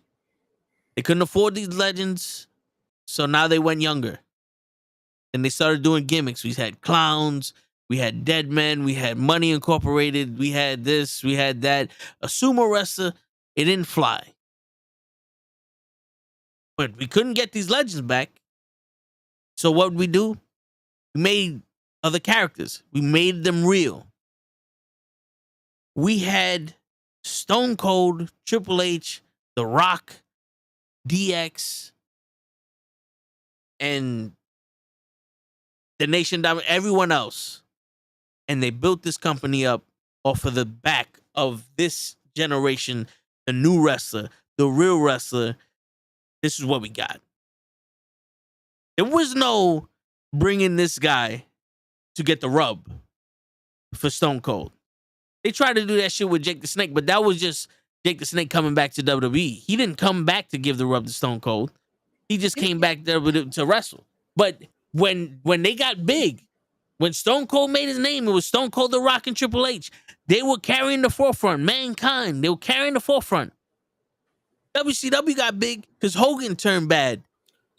And the WCW guys started rising. Goldberg, DDP, Luger, fucking the cruiserweights. Yeah. It's only until now that we need to depend on people to come back to get people over. Motherfucker, we in an era where you don't need CM Punk to put no one over. Everyone can be put over by themselves. They put Logan Paul over with somebody that never wrestles on their fucking show. With Ricochet. Yeah. Ricochet can get himself over. You don't need CM Punk to wrestle him. Seth Rollins doesn't need CM Punk to wrestle him. Roman Reigns damn sure don't need CM Punk to wrestle him. Yeah. Who needs him? And I'm not just saying CM Punk. We're also talking about Cena because he couldn't do it with Austin Theory. Everyone that you're bringing back now is for those bullshit ass ratings because you don't want these motherfuckers to get over on themselves. It's easier for you to go with losing ratings, send in John Cena, and let's get a quick million views at his segment to show, look, he's the only one that pulls in views.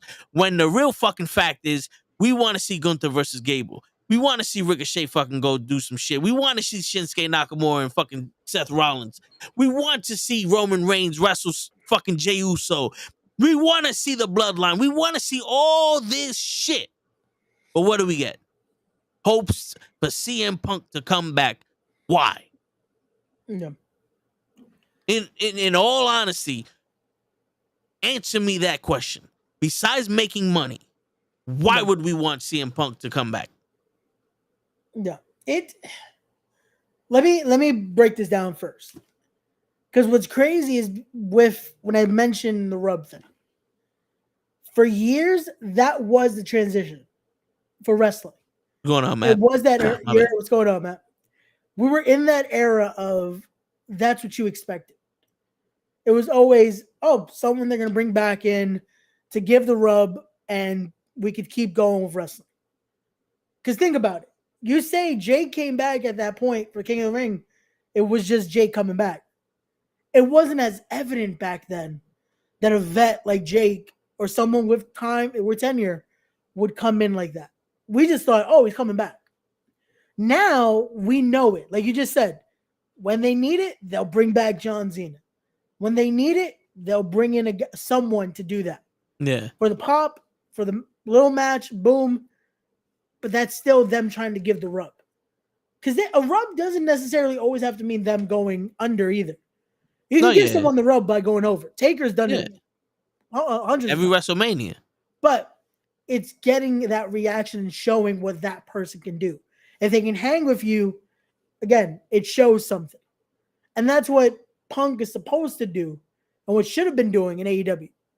Again, just because Punk's the topic of the day, I keep saying Punk. But that's what a person like that is supposed to do. But so from my eyes, and I'm pretty sure from unbiased eyes, it's not Austin Theory keeping up with Cena. Yeah. Cena couldn't keep up with Austin Theory. Cena looked bad in that match. He did. He sadly did. You know what I'm saying? Like I said, we're going to sit here and go, can this guy keep up with CM Punk? Of course he can. These guys are running laps around CM Punk. Yep. And I'm sorry to say it, he does not have that timing or the speed that he used to back he did in the day. The match with Samoa Joe, like I said last week, I don't know if you heard me, was a copy and paste of every other match he had with Samoa Joe. Samoa Joe kicked my ass and then I'll figure out a way to come back.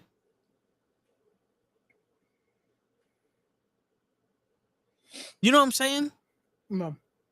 They don't need the rub anymore. They don't need to show that they could keep up. We're in a different octane. We're in a different speed of wrestling. Now, you want to say Austin Theory needs to keep up with Roman or with Seth or with Gunther. Okay, let's see what you can do. They're the top guys now. They're the standard bearers. No. But that's like me going, can Austin Theory keep up with Hogan? Fucking course he can.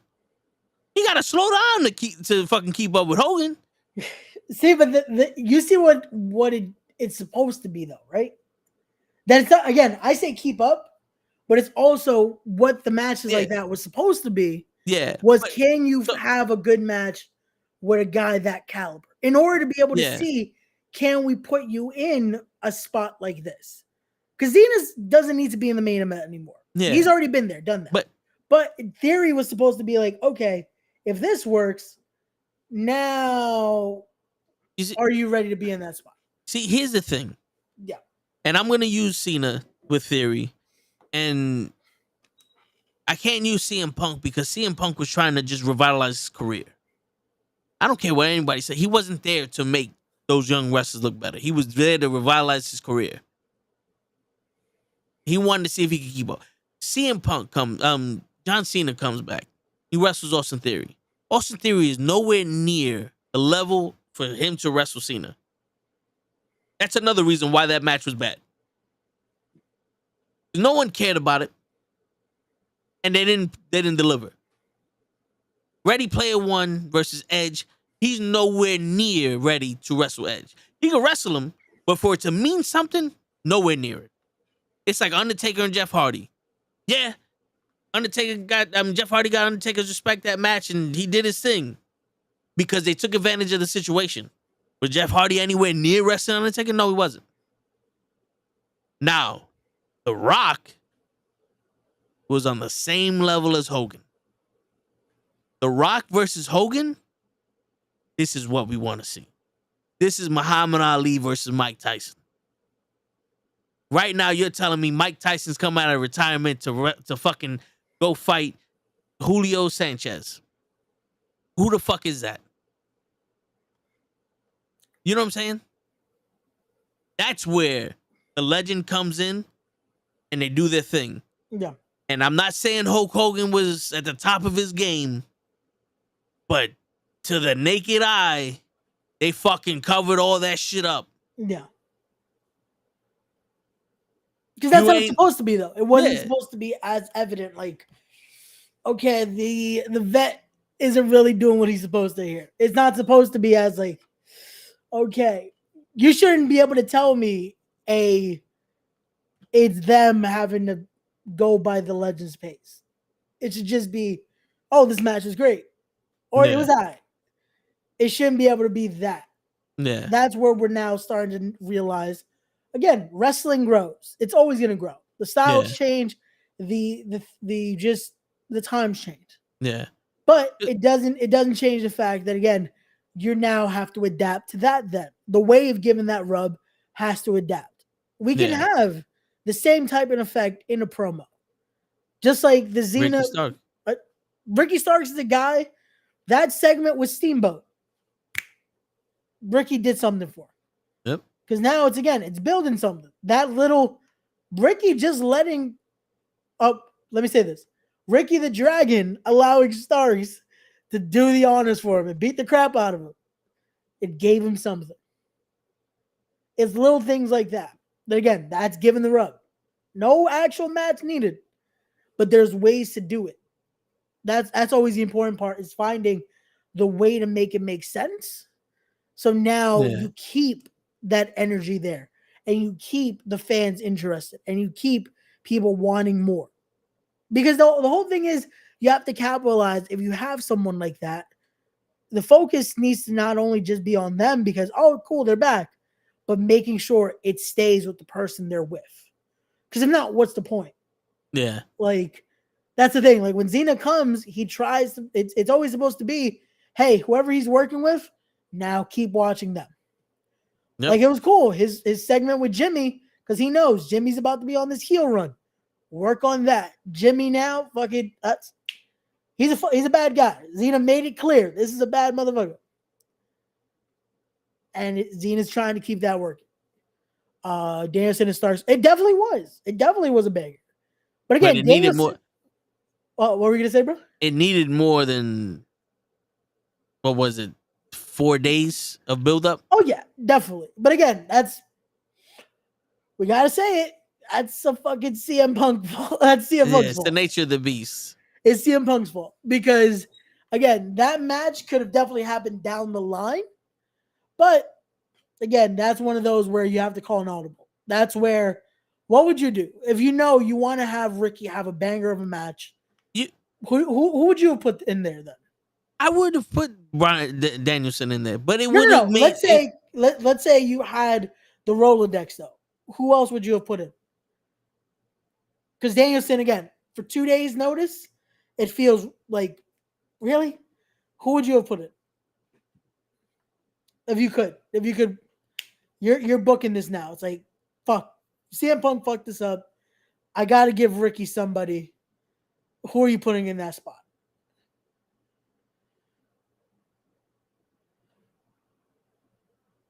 I don't know. To be honest with you, Danielson is the only person that I can think of that's not doing anything at the moment. Yeah. And that wouldn't be something where, okay, we got to give this man a title. Yeah. Because in what I was thinking, Luchasaurus, give him the TBS championship. And then you have a program with him and Christian. But Christian's doing something with AJ, with Darby Allin's boy. Yeah. We got a pro in the building. But see, the strap match is what got me. Yeah. Where it's like, if they would have just had a regular match and maybe something would have happened and they can build to another match and then a strap match. This is a program that you could have did for months to the next pay-per-view, if anything. And it would have been like, oh, okay. Now we get to see what Ricky Stark's made out of again. Yeah. Because, like, how many times are we going to see this man fucking blow our minds and not get nothing for it? You know what I'm saying? So it's like, okay, at least give him this program where it's like, all right, this is good. Because now, obviously, from yesterday, this ain't continued with Daniel Bryan or Bryan Danielson. This is now no one can make me tap. Yeah. So who now he's gonna wrestle a bunch of submission fucking guys? I guess so. Now we have to make that work. Yeah. What's going on, bro? Yo, what's going on, bro? What's up? But no one else makes sense with Danielson now because and that's the thing. It's one of those where unfortunately, again, due to like we said, you have to call an audible, and an audible that again it builds to what the card is. Because if not, it's you're gonna give Ricky Starks Shibata. But that's another, like I said, for fans like me that don't watch every second of every show of wrestling, you're just gonna put Ricky Starks on a YouTube channel now. Yeah. I want Ricky Starks on the main fucking show. Yeah. Because to me, the pure title. If I didn't say who the champion was, would you know? Shibata was born that time. The only person I knew had it was fucking Wheeler Yuta and Garcia. Those are the only people I knew who had it. And after that, I thought they got rid of the champion. Yep. I don't even know how to watch Ring of Honor. You have Honor Club every Thursday, but and that's the thing. You're not alone in that. There's probably a majority of the AEW watchers probably have no clue where Ring of Honor is and where it actually is being streamed, what day, and what the storylines are going on there. It's like Main Event. I don't think Main Event's real. They just have matches and they put the logo there. Yeah. Which is sad because, again, what Ring of Honor was to see, yeah, it sucks. It sucks to see where it Yo, you know something, Matt? That may be true, but you can also watch Main Event off of Hulu. You see me fucking running to Hulu to watch a Main Event? And I'm not comparing Ring of Honor to the main event, but I'm just saying I have Hulu. I don't need to download no extra shit. No. I didn't even know there was a website. I'm over here like, oh, it's on YouTube again. No, it's on Honor Club, which they have the site now for all that. But And it's not even promoted like that. That's what I'm saying. How do I know this? Yeah. AEW doesn't watch it. I like I said, I don't have time to be fully fledged into and immersed into every facet of wrestling. No. And the that's only fine. thing I can watch is what I have access to me at the moment. No.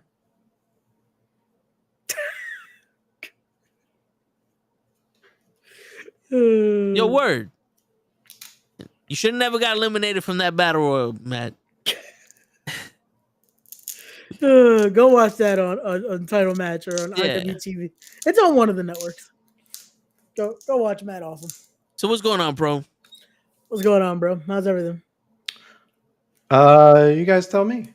I'm just here. I'm chilling. All right, so I want your opinion. Now, I don't know if you heard the part where CM Punk lunged at Tony Khan and Tony Storm. Yeah, I was gonna say Tony Storm, but I mean I would have lunged at her too. Like, wait a minute, don't you walk past me with them cheeks? Nah, I'm playing. But I'm saying Tony Khan during the All In and all that other stuff.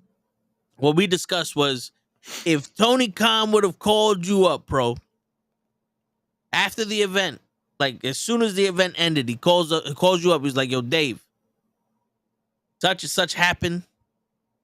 What should I do?" What are you telling him? I don't know. Immediate suspension. Suspension and heavy ass fines for disrupting a show and not only disrupting but derailing the show because that everybody started focusing on that instead of what's happening in the ring. Heavy ass fucking fines. Obviously, I mean that's a good question because what he did was the right way of doing things, I think. Initially, they suspended people right off the jump. Like there was no interrogation. It was just you're suspended indefinitely, right? Then he got fined for it. CM Punk did get fined. That's another, ouch. And then he said, we're going to do an internal investigation on it. There's cameras everywhere. And if I'm the boss and I'm getting lunged at and I shouldn't be asking anybody what I should do from that point. If one of my employees is fucking trying to hit me, it's a done deal, right? Or am I the guy that's giving him advice? You're the guy that's giving him advice. Now let's take away the fact that it's CM Punk, right? Yeah. It would be immediate. It would be immediate firing.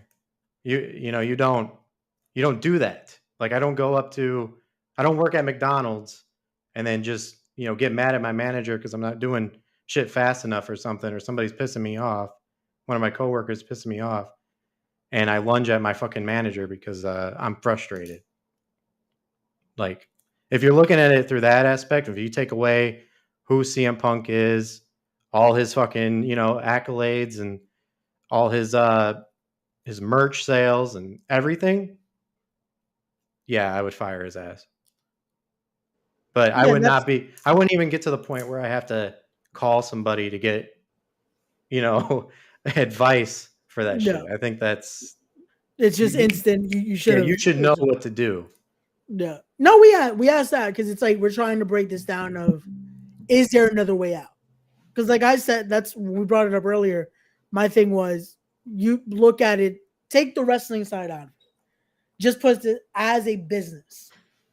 If you threaten your boss in that degree, no matter where it is, termination on the spot. So now we ask you this because we answered this earlier. Would you have still let Punk wrestle? Yeah. Yep. Okay, so that's where we defer. Because especially that we're finding out he lunged at him. I'm instant. You're gone. And he allegedly was screaming that he quit. Yeah. So I'm like, okay, you're gone. You quit? Cool. Security out. I mean, to tell him that he's gone is pretty unfair to Samoa Joe, who was the guy that broke it up in the first place and probably still wanted to go out there and do a wrestling match for 81,000 people. And maybe Tony just said, okay, listen, man, we're doing this for Joe. You gotta suck it up. Go out there and do what you gotta do. But after this match, you're done. You know, something like that. Still do your job. You're getting paid to wrestle, right? You're not getting paid. So, yeah, I would have had him wrestle. And then that's it. Now, if you're Endeavor or the WWE, you call him up?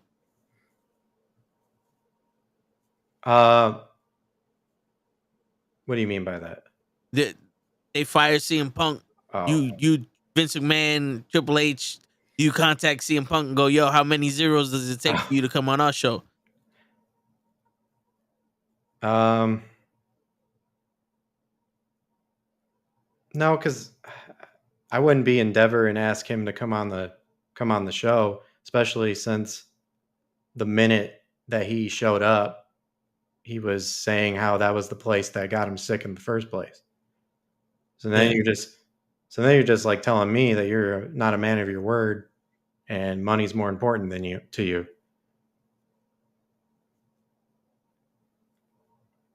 That is true. We didn't mention that before.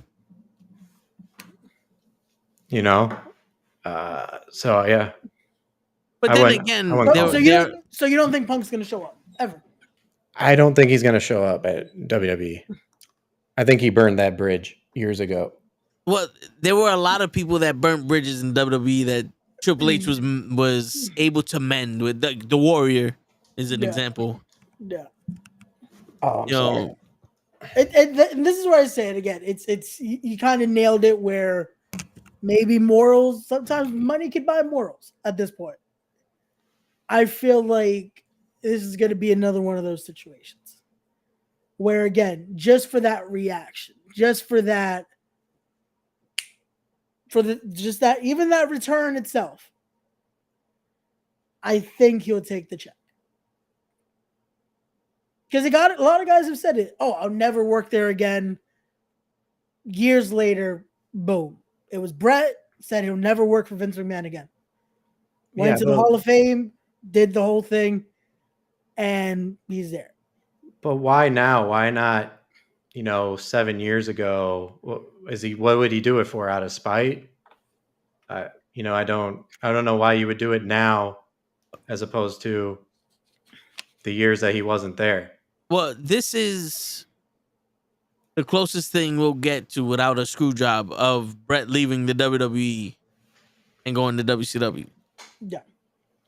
It would be out of spite at this point. Yeah. I say no just for the fact that I don't think WWE needs CM Punk. Yeah. I think the fans they would attract are not the fans they want.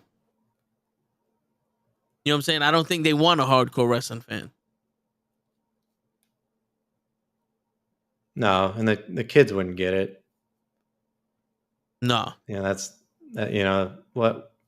a majority of their fucking demographic anyway. Yeah. Like, who's this guy? And with all the shit that's happened, like I said, I mean, some of that shit was that Punk said to Triple H during that time. That was more of a work shoot than anything. I mean, he got real fucking personal. Yeah, with the pipe bomb and yeah. So it's just like, why would you? If I was Endeavor, would I risk that? No. Well, he technically works for Endeavor because he does the UFC Fight Pass. No. So it's just, I guess, putting him in the environment of WWE. I guess he technically already worked for WWE too when he was doing that backstage stuff. No, he was working for Fox then. Was that Fox? If I'm not mistaken. Yeah, it was under the Fox banner, but let's put it into that demographic of he wasn't hating that environment. Yeah. Because you're still, even though it's Fox, he was working for Fox. But it's still a WWE product. It was still you're talking about WWE, you're getting to now give your opinion on it. And now to go on that, the why now, not only is it out of spite, it's now a CM Punk that was willing to be in wrestling again. 7 years ago, CM Punk's wrestling love was completely dead.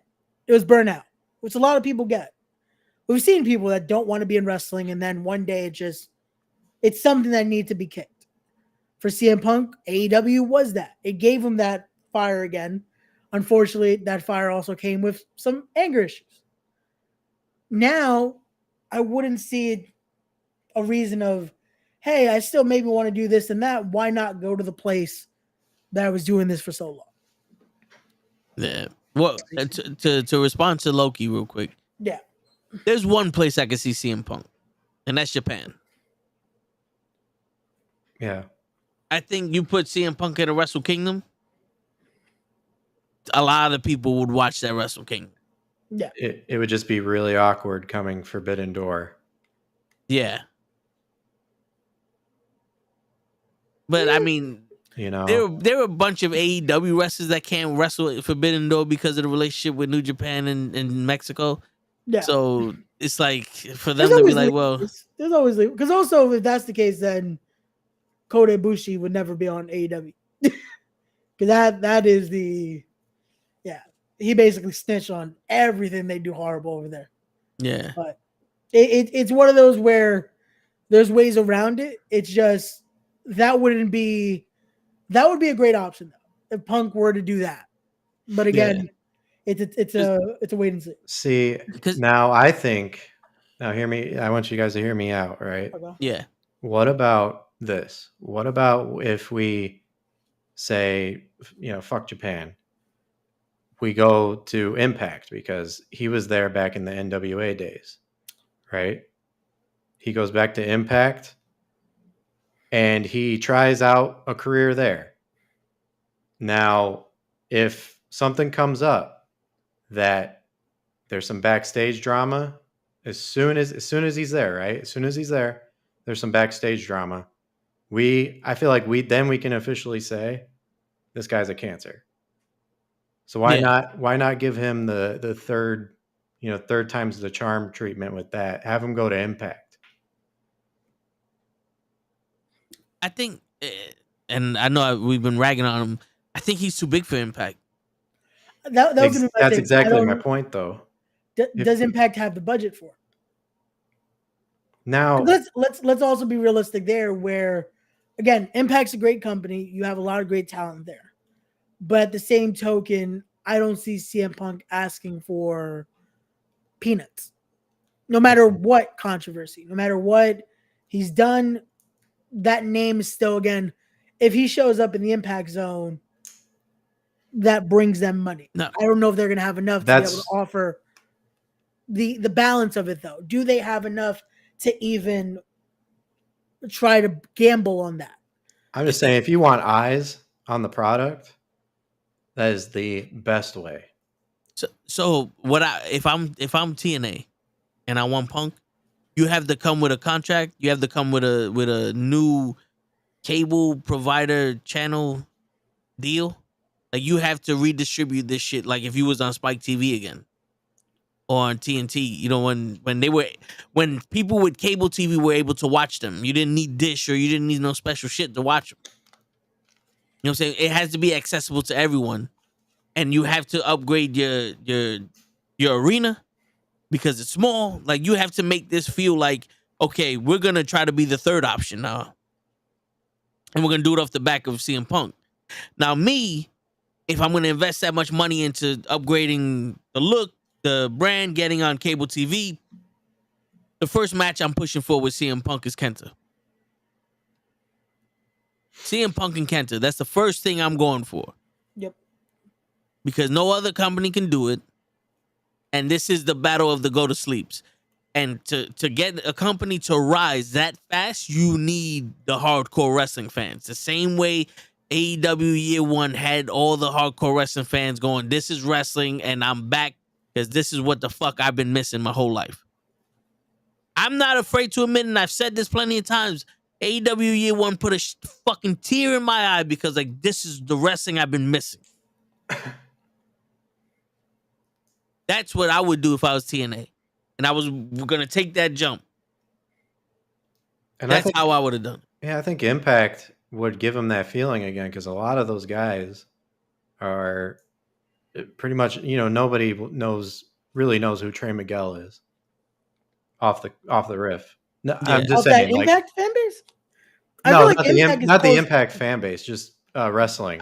Like, I didn't know. I was going to say, I feel like Impact is the closest you get to having almost that high budgeted indie, right? That their fan base would know this, but this is where, again, yes, Punk has that. He was in NWA, the NWA TNA era with him, Ace Steel. There's a bunch of great stuff with Punk there, the New Church, all that, right? But again, would that overcloud? Because even when Omega was there for the cup of coffee, it kind of felt like it was Impact, and then you had Omega just there. That's the issue. I don't think it gives. This is where we have to, again, when he goes to Japan, it wouldn't be, oh, CM Punk, New Japan. It would be, we're here. Because they have Okada. They have the Bullet Club. They have things where it balances out. In Impact, it's like, again, a great roster. You have Sami Callihan. You have the Rascals. You have all this that it's like, they're good. Big fish, little pond. Yeah, it's like that's where we also have to go at. Because it's like, if that's the case, we say CM Punk shows up at MLW.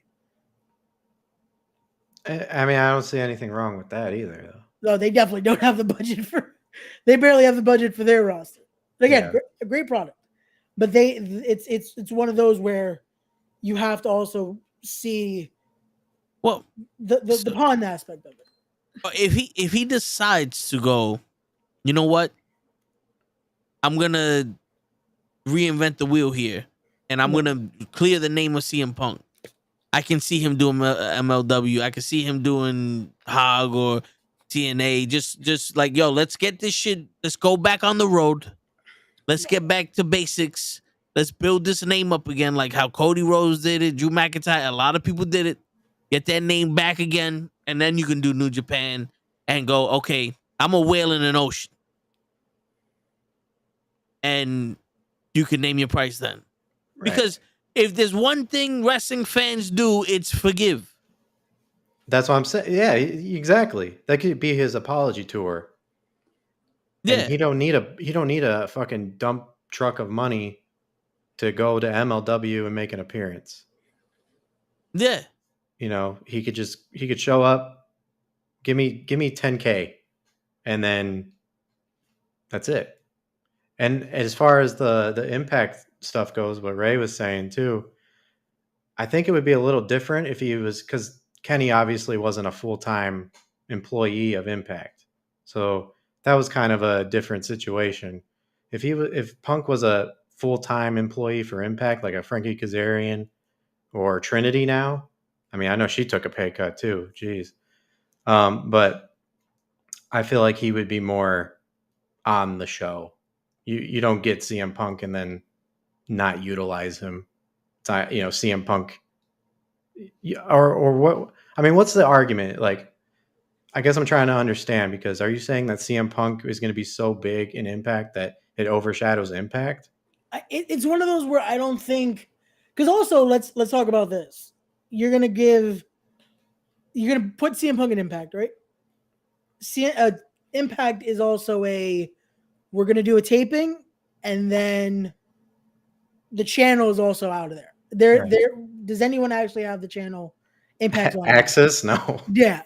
So it's like, that's what I'm also saying. That it's like, he's too big for the product. Again, I'm not trying to say Impact isn't a great product, because it is.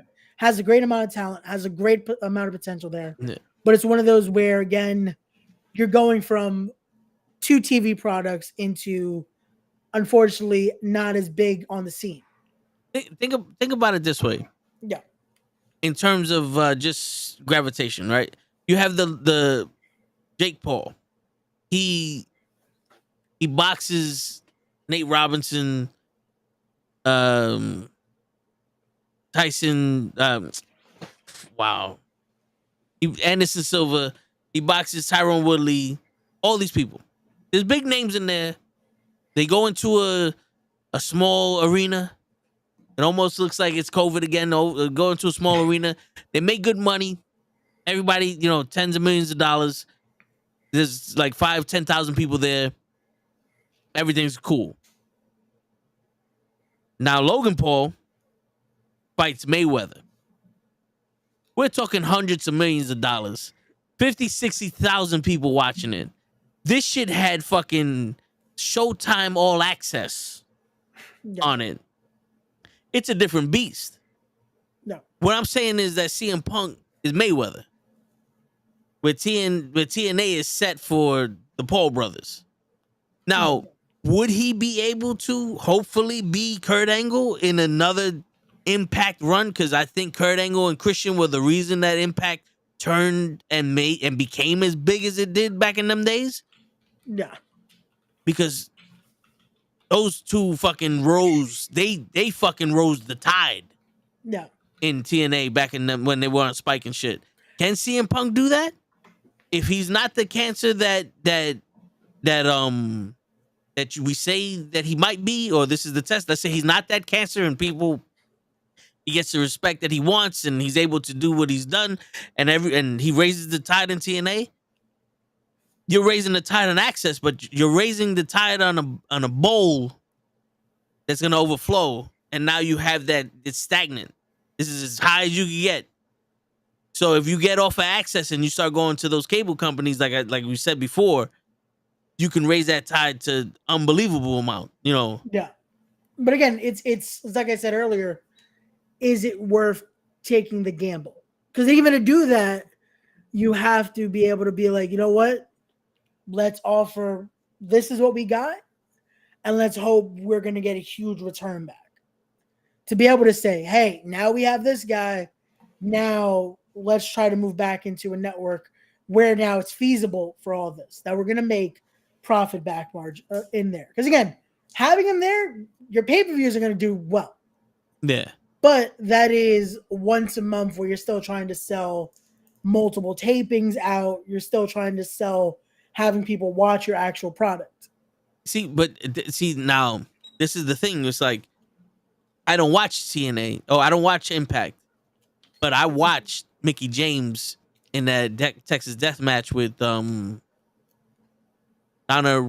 Russo? Deonna Purrazzo. I watched that match. I figured out a way to watch that match because it's Mickie James. They had a hell of a match. Now, Moose, I know because of that whole integration with AEW. Moose. And I'm like, oh, this dude's a good wrestler. And I seen he had some good matches. All you need is eyes on this product. CM Punk will get you eyes. You have to do the old school. They paid to see Hogan.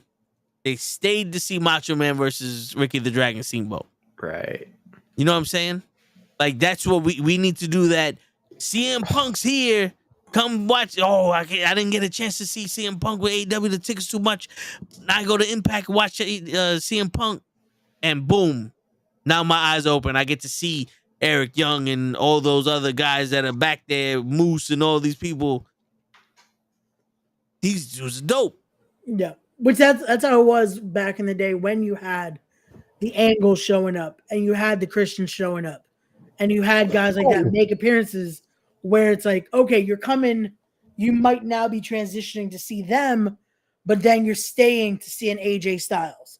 You're staying to see a Christopher Daniels. Now you would hope, hey, we're bringing in Trinity. We're bringing in Eric Young again. But we hope you stay to see the Rascals. We hope you stay to see Deonna Purrazzo. Yep. You're seeing the ones that we're actually trying to build up again and building a roster. And with CM Punk, you get the Kurt Angle effect because I watched Impact or TNA back in them days. Same, man. I knew who was AJ Styles because I watched it and he had phenomenal triple threat matches, like we mentioned before. Yep. But when AJ Styles wrestled Kurt Angle told me this was the best wrestler in the world. Yep. Kurt Angle was the one who showed me Samoa Joe was one of the best wrestlers in the world. Yep. CM Punk can show these other, these new viewers that don't know who these guys are. These guys are some of the best wrestlers in the world. Yep. And that's what sucks because he was supposed to do that in AEW. That was his goal from the start. I mean, when he did that media scrum with Tony, he mentioned all these names. He said, I want to wrestle Darby Allin. He did that. I want to wrestle Kenny Omega, the Young Bucks. I mean, he said that. Yeah. I mean, by then everybody knew who Kenny and the Young Bucks were. But but the idea of that was a match that people wanted to see. Because when you think about it again, it's still just to talk about just the ideas of, again, they missed opportunity back in the day. Now it's two different beasts, what it could have been.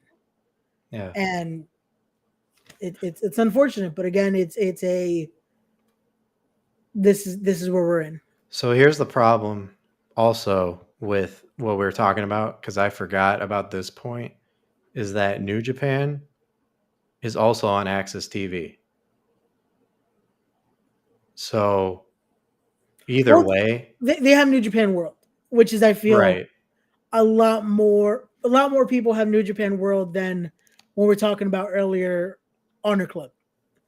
More people are willing to, just because of the product New Japan has promised and what they've delivered, are more willing to have that and be able to watch the replay after, or a lot of people even stay up that long in the morning to watch it. Right. But that would be something where it would transition a lot better to be able to have that still somewhat mainstream. Right, because you still have that Japanese audience, that loyal Japanese audience, no matter what. Yeah. So that's already a huge fan base there, but then it's still a lot of the American audience is watching. A worldwide audience is watching. Impact has their own subscription service too that pertains to Canadians because it's more of a Canadian product. Yeah. But then you have nothing that kind of equals out for the American product.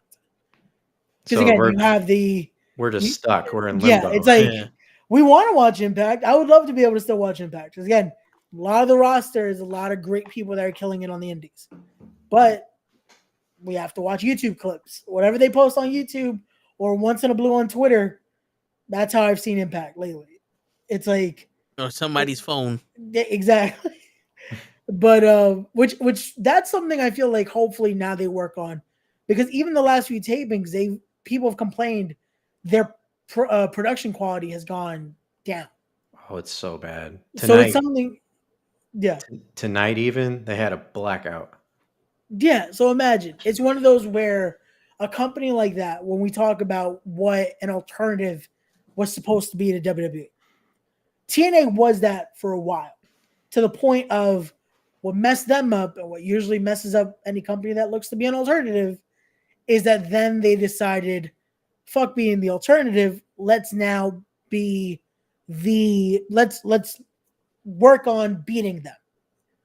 That's what killed TNA to me. And that's what unfortunately kind of killing AEW. I think the last good things TNA did before they went to the UK was the Main Event Mafia and the Aces and Eights. Yeah. I don't remember what happened after that. Yeah. But that's when the whole downfall happened. Yeah. Then they were in UK. Yeah, it happened when Hulk Hogan showed up. Well, Hulk Hogan was a part of the Aces and Eights thing. But they did. Yeah, but they did.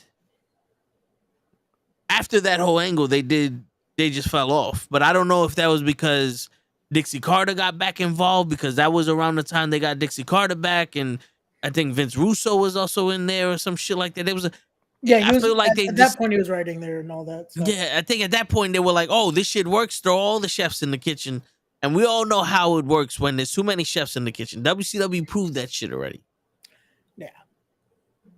Unfortunately, we're seeing time and time again where history repeats itself. Yeah.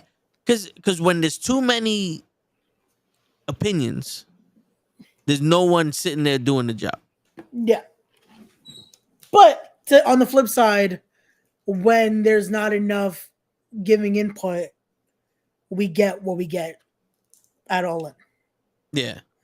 Where you need to also have a team. Again, not everyone should be able to have that final say, but you should be able to have enough of unbiased. The only opinion you should have is what's going to make the company better. You shouldn't have, oh, this is what I think is going to work for this or this. It's like, no. End of the day, it should be what's going to help the company as a whole. Yeah. Because that's what ended up messing up TNA's era, because we started to see, well, Vince Russo thinks this, and then Anthem thinks this, and Hogan says this. Like, no. Yeah. What's going to help TNA? Yeah. And this is what Tony needs to not get to. He needs to remember what is going to help AEW. It's obviously not real glass. Maybe it would have been, again, if it was talked about in the right way. All right. So real quick. Yeah. They did a segment on Collision with Glass, or they wanted to and they stopped it. They wanted to. That was where the original stint came from. So Perry wanted to do something there because, again, the whole idea was how he was doing this FTW gimmick. He wanted to basically be a little bit of the extreme. Like, but again, even in that, if that's for just a Collision episode, use Sugar Glass. Why not? Everyone's done it. Every promo, you've seen the fake beer bottle, and it works. Movie magic. Jericho and CM Punk fucked that up royally, and it still went over. It works. Movie magic is great at times. The fans are not going to be like, "Oh, that was fake." Not going to tell the difference. They say it anyway. Even if you could use a real gun, the fans will still say, "Oh, that was fake." Yeah, so I think that gun Brian Pillman had was real. We'll never know. And that's the thing. It's one of those where you have to also remember, the wrestling is supposed to be able to suspend disbelief. Yeah. That's what I was trying to say earlier. Don't kill yourself to be able to show, no, there's reality to this. You're supposed to make it reality. Even though it can be something as crazy as it is, make it reality without having to kill yourself like that.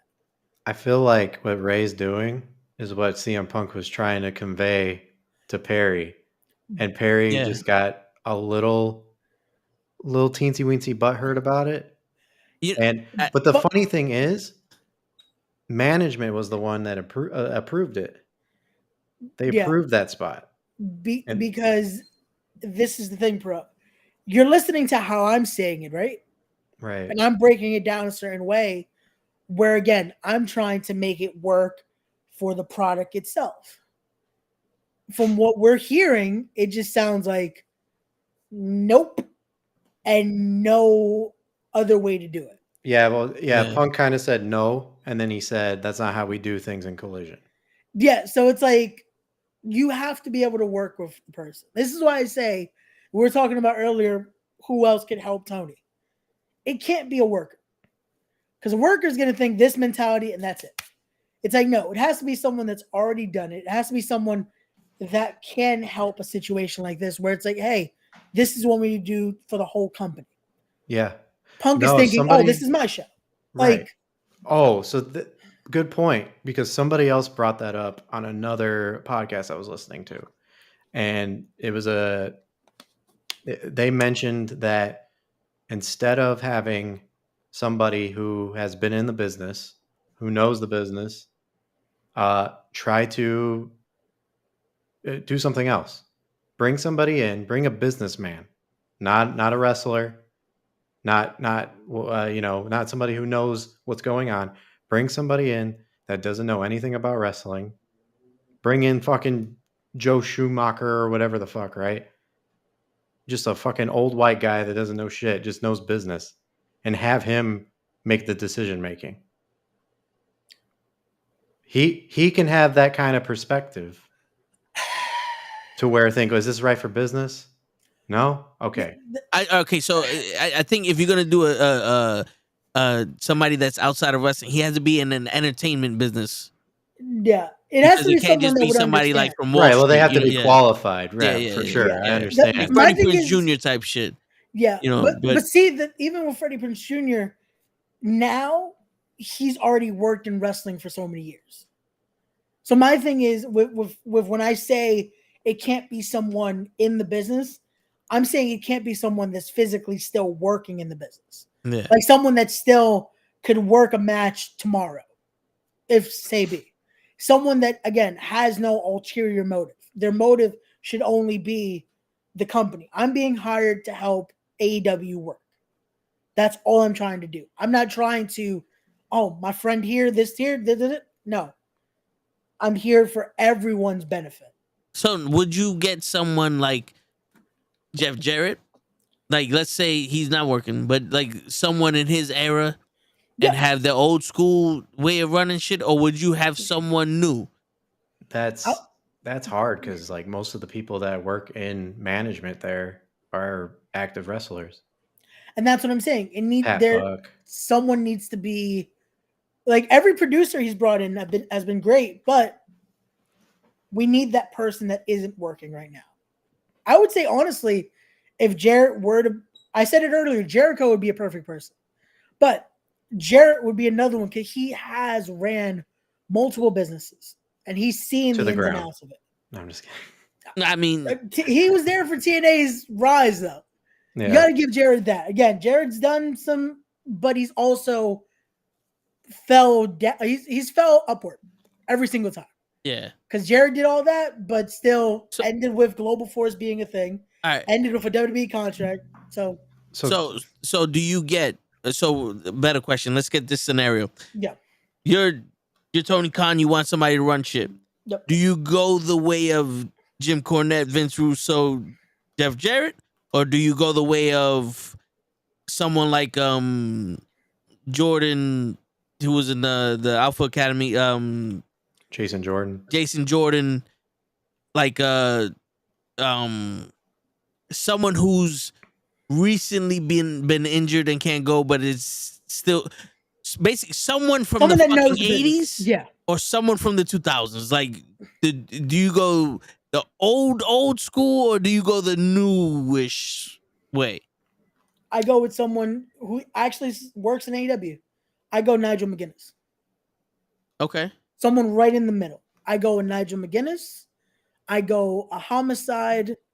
I go someone that has learned from that past generation, has been through that middle ground, and is the reason the newer generation is doing things the way they do. Because they're learning from guys like that already.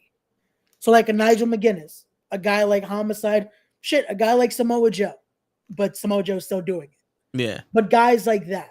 Because to me, the thing is, it's like you said earlier, we're already past even that ruthless aggression era already type of things.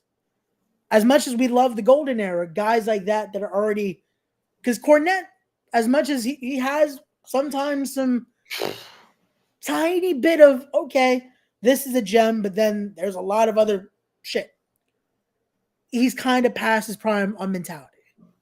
Russo's a guy that, just because of everything he said, he's been past his prime. like it's kind of gone. But there's a lot of guys that in between that their mentality would benefit this, because AEW is kind of built off that. It's like they've seen what the past has done. They love that middle era because Tony Khan is that fan. Tony Khan was the guy at the Hammerstein watching that era of Ring of Honor. And I feel like that's his fandom. Yeah. They mentioned it in the media scrum too. I don't know if you guys caught that. But no. Tony Khan has gone on record to say that if anything were to happen to him, he told his dad that he would want Bryan Danielson to run things. Yeah, that I remember hearing. And so I think that guy is also right there, like you said, Samoa Joe. He's worked with people in the past. He's been in the business for over 25 years. Yeah. He's perfect, and he's a genuinely nice fucking guy. Yeah. And that's what I'm saying. It's that But is that something he wants to do? No, I don't think so because he's got a family. But and he also still wants to do the in ring. I could see Danielson. I can see wanting to produce one day, wanting to at least be able to help coach. Yeah. I don't see him being suit and tie. I don't see him wanting to take over an executive role more than just being able to help the future. Because WWE has Triple H. He's that guy that you're mentioning. He's the one that learned from the past, but is teaching the future. Yeah, he's but that also guy. Triple H has always wanted to be that guy. Yeah, because if you hear any interview with him, he was always trying to learn. Because that's my thing. It's funny because as much as again the goal is still to wrestle, I've learned every ins and outs of everything else as well. Because one day, if it comes to it, I would love to be able to do backstage work more. I would love to be able to produce all that. But it's one of those where you kind of want to learn all that because you should be a jack of all trades. Give a fuck about it. Yeah, guys want to do the honor. Yo, Taquan, go fuck yourself. But it's one of those like that where you should be able to have all that, but not everyone wants to do that. Unfortunately, some people are forced into it, and not by saying like that's it, you have to be this. Some people, unfortunately, it's like an injury like that, like a Jason Jordan, like a Tyson Kidd, or Bryan Danielson. That happened. Yeah. So it's like you kind of have to be in that spot, but it's having that force there. It's having that actual what's the direction you're in. So, but yeah, this is the thing. Tony Khan, and I'm gonna say it for the 80 millionth time. The year one, Tony Khan was in a position where he can learn, but still do things as a fan, right? Because a lot of the shit that we got was what the fans wanted, and then they did the WWE formula shit. So, in reality, I don't think Tony Khan, based off of what we're saying, really needs that guy to take over and do shit. I think what Tony Khan needs to do is stop pretending to be someone he's not.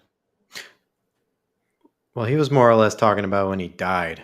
No. I'm not talking about this particular. Oh, I'm talking about. Like, I'm going to bring it back to where we were talking about how he needs someone. To be able to run be, shit that's outside of the thing, because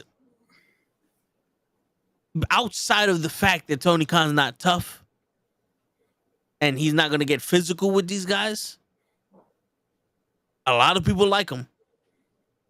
Jade Cargill likes him. She said she won't work anywhere else, courtesy of Pro Wrestling Podcast, putting that up on Instagram. First one, to spread the news. Go follow him. This guy right here. Thanks, guys. Yeah, mediocre podcast. Shut the fuck up. 4,000 followers strong, baby. Let's go. Yo, shut up, Taquan. This ain't no fucking mediocre shit. Kiss my ass. I'll piss on Pro's grave. Water the plants.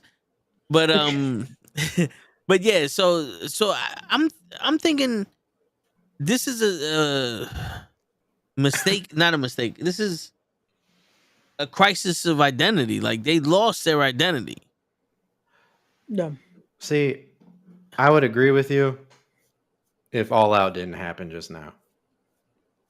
Because that felt like old school AEW. Because for a minute there, maybe because I was there, but I forgot about all like the politics of it all. Right? The feeling of having like just wrestling back was there that day. Yeah. And I think that was a good restart and hitting the restart button on what it is now. Yeah. I think they'll get back to it. I can't say. I mean, they're not doing bad. They're definitely not. But it's also, and again, I don't want to think they're not going to get back into a role of things. But it's also that show definitely, it doesn't transition like that on television or on pay-per-view. Like, I feel like when you go to the show, it adds that it adds a flavor of like, okay, you get to be in it. Because when you're there, it's a whole different ballgame of just, you forget about all the bullshit, which you're supposed to. That's kind of what wrestling is supposed to do. Yeah. At that point, you're not supposed to be like, oh man, remember that CM Punk fight? It's like, no, you're in this just, I'm here for this show. Yeah. Taking that in. But there is a difference because Grand Slam 1 felt like a WrestleMania to me being there. Yeah. Grand Slam 2 felt like, when the fuck are we going home? Yeah. Like, yo, like fucking Jungle Boy and Phoenix, Ray Phoenix. They chopped each other for 20 minutes. It got to the point where people behind us like, okay, stop chopping them. Facts. You know what I'm saying? Like, but it was a completely different thing. And Taquan, to say old school for a 4-year-old company means something because we're talking about two different companies. No. We're talking about before COVID and after COVID. Because in reality, the only thing that really changed them was COVID. Right. The COVID fucked up a lot of their momentum. And so it's like we're talking about two different companies. So when we say old school TNA, old school AEW, it's the first 2 years before COVID when they came out with some passion. It felt like we don't care who's going over. We don't care what's happening. We're going to put on the best match we can. When you have an empty arena, and I'm still arguing one of the greatest matches I ever seen is Omega Pac and Orange Cassidy for the AEW championship, and I couldn't tell you who's gonna win that championship. That's the type of fucking wrestling I want. That's what makes me go, this is fucking wrestling. Okay. When we sit here and go, you can't let Roman lose to Drew McIntyre because he already got a match next month against Cody Rhodes. That's a problem. Yeah. The old school wasn't about, let's book this match 4 months in advance. Yeah. Yeah, that's a problem that WWE has, is that they act like it's like gonna be it's gonna be the match to beat Roman Reigns, but then they book a fucking match on a pay-per-view. Yo, yeah. Go down, Krills. Yo, Krills, real quick, that fucking game was crazy. I had the Lions and the Chiefs fucking in the background, yeah. But go ahead. Yeah. No, I was gonna say it's one of those where I feel like this is almost at times just modern wrestling of an issue. We kind of forget, let's be in the moment at times. Or at least don't make it as obvious for the fandom. Because of course, in wrestling, you should at least have months in advance booked. Yeah. Right now, they should already know what's happening at Mania. Let's say for WWE. They should already know what's happening at Mania. But we shouldn't. We shouldn't be able to know. Yeah. We could have a little bit of an idea because we can already expect Roman's going to be at Mania without a doubt. Yep. But we shouldn't be able to expect with the titles. We should be able to think next month Roman could possibly lose those. This is where you go, just for the hell of it. We're in a meeting. Jey Uso versus Roman Reigns WrestleMania. We're booking that. That's how we're going to do it. This story we're going to tell. But this is where they go, okay, everyone can smell it, but let's throw their scent off. Let's make it look like multiple people can win the Royal Rumble this year. Yep. And Jay's there. What that benefits is, one, multiple people get to pick and have winners for the Royal Rumble. The same way back in the day where we thought, hey, Roddy Piper could win the Royal Rumble. You know, British Bulldog could win the Royal Rumble. Anybody could win it. You know what I'm saying? And then that was great about that era because anyone could have been the guy. Yes. Now we're having the argument of only one person could be the guy. Yeah. Yeah. It's like, is that guy even close? Like, yeah. And what you do here is when you build up these people that anybody can win the Rumble, it also helps you build up multiple guys at once. So when Jay defeats Roman at WrestleMania, now that next guy that could have won the Rumble has a program with Jay. Yeah. Because he's already built himself up. We're not just pulling people out of our ass to have a match with Jay, which it feels like they're doing with Roman. Because Roman already ran the cycle twice. Yeah. Legit. And it's like, at this point, it's like, come on, you have enough to be able to switch it up a bit. Make it so it's not as obvious. Make it so, again, right now, everyone thinks this. Everyone thinks Roman versus Cody is happening next Mania. Yeah. It has to happen again. But what if it doesn't? What if we get Roman versus Jay? What if it really is Jay, the one that ends the story here? He's the one that takes the titles from Roman Reigns. Right now, Roman's on SmackDown. Jay's on Raw. For all these months till we get to the Rumble, don't even tease Jay even talking about the bloodline again. Don't let him mention Roman again. Make it so we think Jay's just having a good time on Raw. He's doing what he has to. He's doing, maybe do something with Judgment Day. But then Rumble comes. And now we think, oh, Cody has to win the Rumble. Because how else is he going to get to Mania? And a Wild Uso wins the Rumble. Yeah. So that way, again, it's like, wait, what? So it's not Cody? And you start doing stuff there. Because now it's like, okay, so what happens to Cody? Who knows? His story is not going to be able to end there. And you have something to build. Yeah. What's going on, Gigi? What's going on, Gigi? There's so many things you could do now. There's so many ways that you're able to create stories where now it keeps interest instead of just, we know what's coming here. Which, again, don't get me wrong. The Bloodline storyline has kept people interested. Yeah. But you should be able to do that with multiple angles that even at times can interconnect, but it keeps people interested. That's what every wrestling product should be able to do. Yeah. Be it WWE, be it AEW, be it your local indie. They should be able to make it where you have something that's like, hey, this is your focus, but this can also lead to, we get this. This is the domino effect that you should want. Yeah. Like, and going back to AEW in the same topic, they try hard to do that. Yeah. But it leads to finishes that are like, wait, this still make no sense. Yeah, because they kind of tried to do how people complain of AEW doesn't do storylines, or they do them too damn short. Yeah. So they, at times, in order to elongate the story, they decide to give us a fuck finish at times. Sorry, the only way I could say it is legit. It's a fuck finish. Yeah. And it's like, that's not what people want either. Because you can have an actual finish to a match. That doesn't mean the story has to end there. There's a reason why segments are a thing. Like, there's a reason why you could do the after, like, okay, cool. Let's shake hands, like, respect. And then you blow someone off. That means the feud didn't end.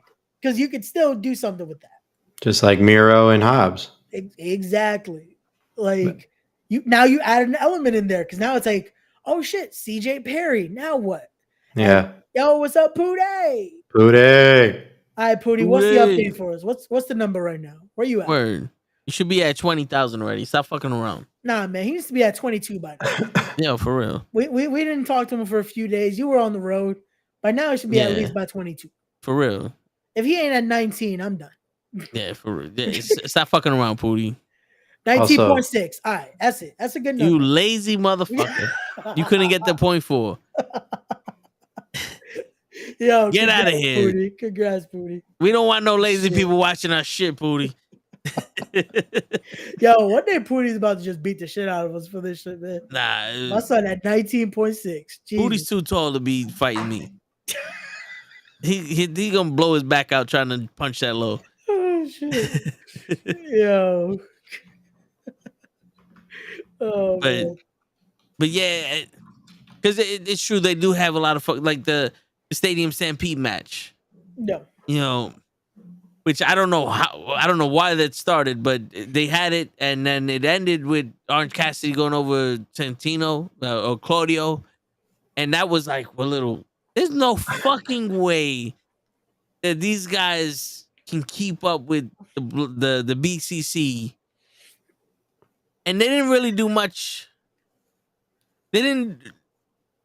They really didn't do much to fucking like show that they could keep up. You know what I'm because saying? it looked like most of the match, the best friends were getting killed. Like my son looked like the fact that Moxley looked like he could have still had another match, but then Orange Cassidy was just like, come on. But then we get that though, because then we get the match. We get this match at All Out, and that match was excellent. I fucking love that match. That was great, but you also have 10 other players or 8 other players in that match. You could have done something else with that. What do you mean by that? Wait, which matches are you guys talking about? Because I think I'm talking about the All Out match. I'm sorry. No, yeah. But I'm saying from the Stadium Stampede, right? Yeah. From that, we knew, okay, we're getting Mox and Orange Cassidy because that's not done yet. But you have 8 other players in that match. What did we do with them? True. We went nowhere with the rest. I mean, that's like you could have built something of that because you have 8 other guys in there that boom, you could have done something with Kingston still and all that. You could build something because you got Kingston and Claudio again, Yuta, and but Shibata just got thrown in there. Like you see what I'm saying? Like it's like you could still build around and doing something else, but then it's like everyone else, poof. Where's Santana? He just got back. Yeah, I mean, it's kind of hard to do that within a week of both pay-per-views, you know, to book all that. And then you got to book the women too, and then you got to book everything else. And, you know, the Ring of Honor, you got to book this Adam Cole and MJF storyline. Just, you know, it's a lot, man. They have, I think, the WWE hiring a lot of people just for the fact to not have another company have them. They learned, oh no, these people aren't the reason why that company's gonna beat us. We have too many wrestlers here to have them all on the show, so they do the cuts, and then it's just AEW was like, oh shit, they went to Toys R Us when they stocked, and these motherfuckers like, oh shit, we went to the one Toys R Us that ordered every wrestler. I want to buy it. And then they go, okay, the bill is $500. Shit, I came here for one wrestler, and I got a $500 bill now. And now you're using the one wrestler you came with, but all the other wrestlers are there not doing nothing. Yeah. You know, so where now it's like, all right, shit, let's book a story with Miro. Okay, we did it. Now, let's book a story with Eddie Kingston. All right, we did it. Now, let's book a story with Hobbs. All right, we did it. But, like you said, those stories are 2 months, a month long, 2 months long, and we never see them again. Yeah. The BCC shit, going to Moxie, winning the All-Atlantic title or the international title, whatever they're calling it now. Yeah. You know, him winning that title makes sense because it takes a Moxie to beat Orange Cassidy the way you built them. Yeah, because it was at a point where it's like, so is anyone gonna beat Orange Cassidy? Yeah. And then you send in Moxley. But now, where do we go from there? Yeah. Because he's gonna have the rest of the best friends because they haven't definitively ended this story where they already proved the best friends ain't got nothing for him. He already wrestled fucking Pentagon. So this isn't going to be something new. They kind of put themselves in a corner where it would have been awesome if, let's say, Orange Cassidy goes over Moxley. The same way he went over Pentagon, where it was like, just out of nowhere.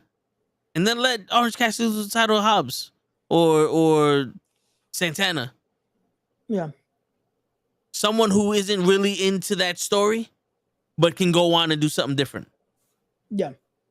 And keep that going. Mox had a match with AR Fox. Championship match. I saw the entrances and the a little spot here and there because I was going forward. You know what's sad? That was kind of random. Yeah, it was so random, but also so many people forgot that happened last night. I was like, wait, what? yeah. Knox versus AR Fox happened? But then Like, again, it's just his crazy shit that I'm thinking. Why wouldn't you use Moxley to give Starks that one more push, so Starks can take that title from Moxley? Because I don't see this being with Moxley for too long.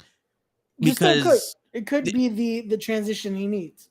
Yeah, true, but it's like this is where I'm going with it. Like, we don't need Starks versus Moxley day one, but let's get something going where it's like, all right, where's Scorpio Sky at? Where's these guys at? You have so much talent that's being covered because we're doing something stupid with Matt Hardy and this guy, Ethan Page.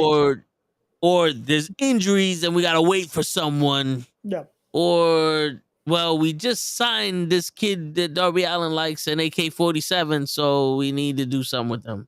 Yeah. Nick Wayne is awesome though.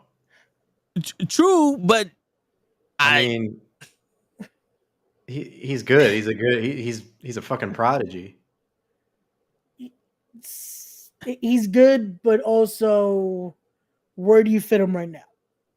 Again, don't get me wrong. I love Nick Wayne, but he fits because GCW is already building around Nick Wayne. They already have a bunch of stuff with him and Jordan Oliver. They've done the matches on Solo. It's one of those where now where do we go? Have they buying a team that needs? Yeah. That's the thing. They should be booking all this long ahead. Have they been hiring people recently? They've hired abundance in the last year. We look at how many they keep hiring. It's like, even if they don't hire, let's say this month alone, they already have enough that they haven't even touched on. Who was the big hire this year? Well, Kakingo, the Bandit. There's a lot of Mexican wrestlers I'm seeing that they got that are all elite, that they come in for, I guess, Andrade and then they leave. Vikingo's not elite. He's basically, they can't. He's there, but they can't sign him because of AAA. Yeah, but he's there. But he's basically there without having a. Bandito is. Yeah, Bandito. He's injured. I'm not saying that they do it every week. There's a new elite guy, but for the past year, there has been a lot of people that just show up like, okay, nah, we got him, and then Chikeska, he came in, he's running wild. I don't know why he's doing, I don't know what they wanted. What's the reason for him doing what he's doing? And now he's with, Cyrus the Virus. Yeah, he's definitely spending money on it. Yeah, and it's like, okay, cool. Conan is not cheap. Where is Miro and where is Hobbs? I remember them when they first got signed. Like, where's Scorpio Sky? He was the brass ring. When I'm seeing Brian Cage. Apparently, they need to show off that Ring of Honor has a trios championship too. All those guys you mentioned were on the pay-per-view. But we also needed Dennis Rodman for some reason. I did not see All Out. I was in a car. Yeah. But we also needed Dennis Rodman, which no. That was a fun spot. What was Dennis Rodman doing? He was there for the trios for the Acclaim versus was it Jeff Jarrett and then the Team Impact almost. Basically it's TNA Originals with Sanam Singh. But it's the thing of something like that. Because even Gigi just said it with Vikingo. It's like, you have this already. Instead of focusing on let's get a booking just for a booking, let's hire people to book the rest that we already have. Like Toe said earlier, where's Scorpio been? Yes, he was in the Battle Royal, but again, there's nothing of substance there. Where's Keith Lee? Exactly. It's like there's so many people that they have that you can't just, but they use them here. It's like, that doesn't matter because there's no substance with it. It's just It doesn't make any sense though, because you're saying that they're not using them, and then when I mention that they're using them, they're not using them enough. But it's like you can't win. It's a lose-lose situation. Well, for this pay-per-view, I feel this is just me looking as a part-timer for the AEW shit because I don't watch Collision or Rampage. I felt like they just threw Miro and Hobbs together because they were like, well, we can't have repeat matches, or we need to fill up both pay-per-views. Yeah. So let's throw this together. I haven't seen Miro before the pay-per-view. I haven't seen any of the guys I mentioned before this pay-per-view. You know what I'm saying? Like Keith Lee, I haven't seen like the Swerve. He just did a promo with the names are escaping me. Hangman Page. Yeah. And I'm kind of digging that because it's Swerve's on some you just want to be here because you're getting like he's kind of saying the shit that we're saying, with some of these wrestlers, like, you're just here to get money. You're taking up TV time for no fucking reason. Go home and yada yada yada. So I like that angle with Swerve and Hangman Page. That's something different. That's something like, okay, we can see this build. This is where you would get Swerve. Yeah, to, especially that's like to level up. It's now like, okay, cool. This is now a whole different side of Swerve because he just died because he was in a coffin. Yeah, whatever. So you get to see a more ruthless side of Swerve.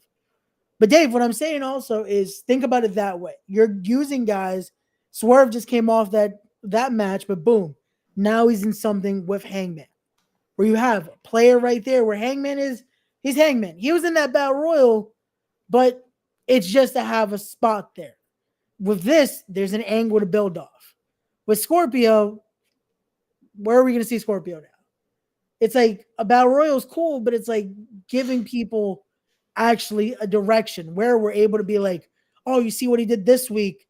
I wonder where this goes now. Instead of, well, he was in the Battle Royal. He got eliminated, though, instantly. It's like you want something where we're able to talk week to week of where it goes. Because remember, that Scorpio Sky, before he got injured, was supposed to be their guy. I saw him being the first black AEW champion. No. But the brass ring made it seem that way. Like it was like, okay, they have high praise on it. That was also around the time when the floodgates opened and they started bringing in a lot of people. Yeah. Because even MJF, he cuts a lot of promos, but we don't see him that often. Like this is the most wrestling I've seen him do, and it's because he's in a tag team with Adam Cole. Yeah. But then again, we're getting. I'll put it to you this way: we're getting a lot of the high price wrestlers on these shows, wrestling a bunch of random matches. I think just for the sake of Moxley needs to be on every show.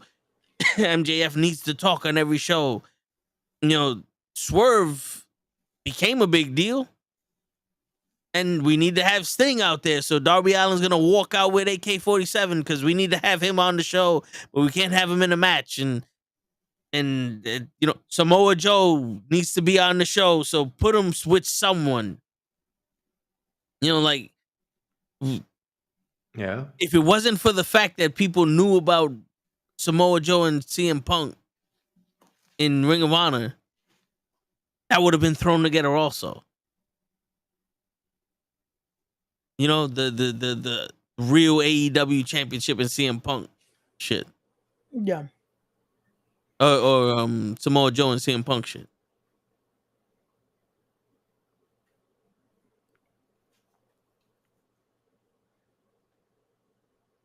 Yeah. That's what needs to happen. We need a team that can help that initial thought process of not just TK has to manage this and we hope for the best. We need something like that where we're able to have a stable group of creating this can happen in these few months, and we're getting more of a thought out AEW.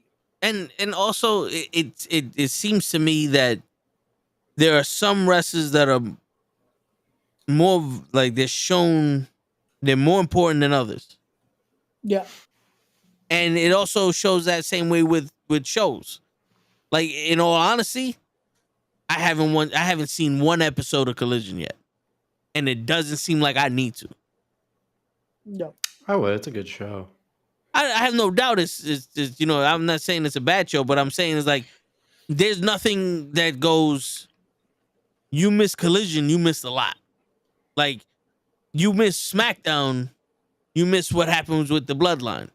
I haven't seen SmackDown in a while, but when shit happened, like when SummerSlam happened, I watched SmackDown because I knew I wasn't getting that on Raw. I was gonna see what they did when they did the Tribal Chief, that court. I watched SmackDown because but Collision felt like Collision was the CM Punk and FTR channel, and Dynamite is the main source of what you watch. If you want to watch AEW, you watch Dynamite, and Rampage is the Jungle Boy experience. Yeah. It's almost that, hey, here's your heat, basically. Like, Rampage is your heat. You're getting AEW as your Raw. And then kind of SmackDown with Collision, but even SmackDown at least has something. Yeah, because to be honest, Collision is undefined. I don't know what level Collision is on. Is it how important? Is it more important than Rampage? Is it I feel like it's supposed to be. I feel like it's supposed to be bigger than Rampage, but it just became something where the first it's. You remember how the first episode of Main Event was Punk and Sheamus? Yeah, and I was like, oh shit, okay, this is gonna be something. And now, where do you watch Main Event? I don't know. That's how I feel like Collision almost turned into. It was promised to be something bigger.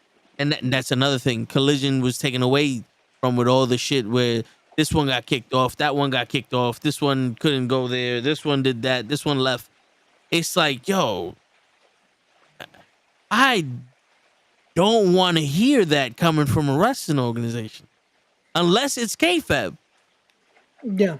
Like, if you sit here and go, yo, CM Punk kicked Hangman Adam Page out of Collision, and now there's a storyline between Hangman Adam Page and CM Punk, I want to know shit like that, because that goes to the kayfabe, that goes to the match. Yeah.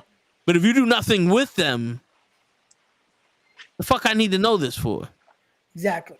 Now it's like, why the fuck do I want to watch Collision? Yeah. Bad publicity.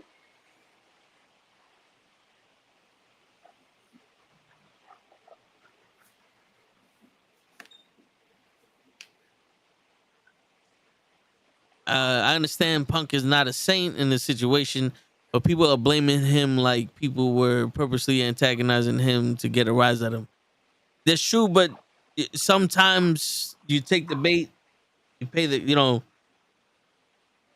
Yeah. I'm gonna put it to you like this. During the civil rights movement, they called Malcolm X an animal, and people praised Martin Luther King. And the only difference between the two of them was one was willing to get violent and the other one wasn't. And Martin Luther King took the route of, you treat us like animals and you want us to be animals, but we're not animals. And we're going to show you our restraint because you guys are the real animals. Where Malcolm X was, you got yourself a nigga now. Yeah. So that it comes down to is like, yeah, both of them were both of them were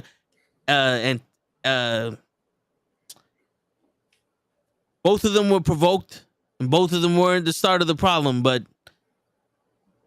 you got to the point where you got yourself a nigga now, and when you get yourself a nigga, consequences happens, and that's why CM Punk got fired and Jungle Boy got suspended. Now, me, I'd have fired both of them. But that's just me. Yeah. Why Jungle Boy? I fired Jungle Boy Where? because no one needs to, this should not be tolerated from anyone in this company. Yeah. Also, it's the thing of you just took away from the biggest show ever. Like, no one should be bigger than the company. Yeah. And doing something like this where it's like you're gonna do this on a night where we're trying to make history and the show hasn't even started. Like it's a just to show, hey, no one's above the company in a sense. Yeah. That's how we look at it. That's like he should also get the same kind of, even though he didn't do the same extent of the crime, he should also do the time, in a sense. I kind of disagree with you because I feel like if Bret Hart would have punched Shawn Michaels in the face for saying Sunny Days, and you fired both of them, that would have been wrong. You said something to me, I'm gonna punch you in your face. That's normal. If you antagonize it, you the one that caused the problem. You don't feel that way? Like, would you be okay if Bret Hart would have did something to Shawn Michaels and then they both got fired? I'm just trying to give you another example of Bret. No. So let me ask you a question, Show, because you're talking about Sunny Days and a promo that happened on live TV, and the people got into an argument, and nothing happened. So you made a fight out of nothing. Bret Hart punched Vince McMahon in the face, and that was all right. Because Vince McMahon said, I know I fucked you over, and I know you're mad at me. Take your shot because it's only right. Now, Bret Hart, they got screwed over, would have ran into the locker room and fought Shawn Michaels.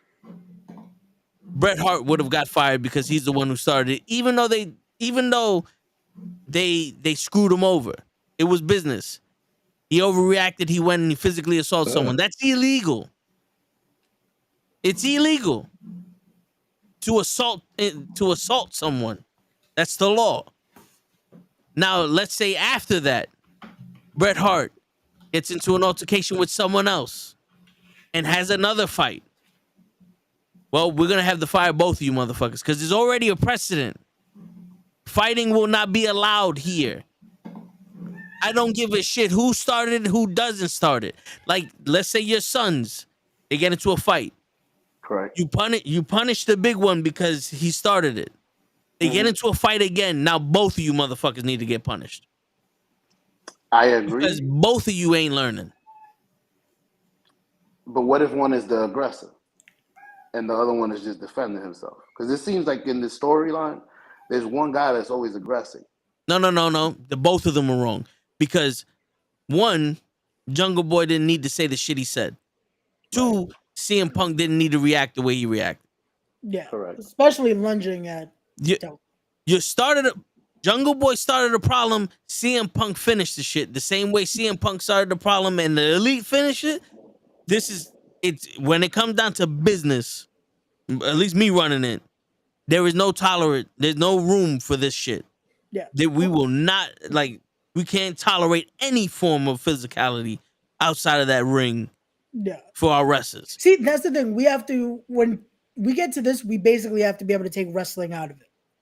Treat it as it's a business back there. The combat should happen in the ring, and that's it. Anything outside of that, you're disturbing a business from continuing to flow. Because that's what it was. It's basically they were about to have to stop the whole spectacle because these two decided to have an altercation. That almost ruined a sold-out 80,000 person show that had yet to start because they were still in the pre-show. And it just got off. Exactly. Here's the thing, Show. Let me ask you a question. Mm-hmm. If someone hits your car, your hoopty, right? Mm-hmm. You like, all right, well, it was $300. Fuck it. There's another scratch on the hoopty. Mm-hmm. If someone hits your Lamborghini, there's hell to pay. It's a different. CM Punk, based off of his salary, is your Lamborghini. Jungle Boy Jungle Boy is maybe your Tesla or your Mercedes, because he ain't no, he's a pretty penny also. But you spent top dollar on CM Punk. Now, Anthony, I understand what you're saying, but at around that time with Sammy Guevara, Kenny Omega, and the Elite, and all those people, Hangman Adam Page, CM Punk was already suspended for that. He already did the crime. But the new president has to be.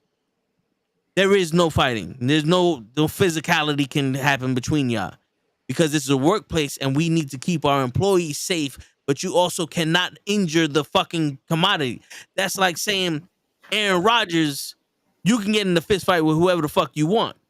No, we have to protect our fucking people. People are coming and paying to see CM Punk. No one touches CM Punk. I agree. Nobody touches LeBron. Even if CM Punk started it, it's still gonna be, no. CM Punk, we gotta let you go because this shit happened. But Jungle Boy, you ain't no fucking saint here neither. You got to go. And I would have said that for anybody. Because professionalism needs to happen. This is a business, your employees. You're in another fucking country. This is the biggest event in your history and wrestling history. All over fucking glass. You are not mature enough to be in a business in which I am trying to make $1 billion company. That's crazy.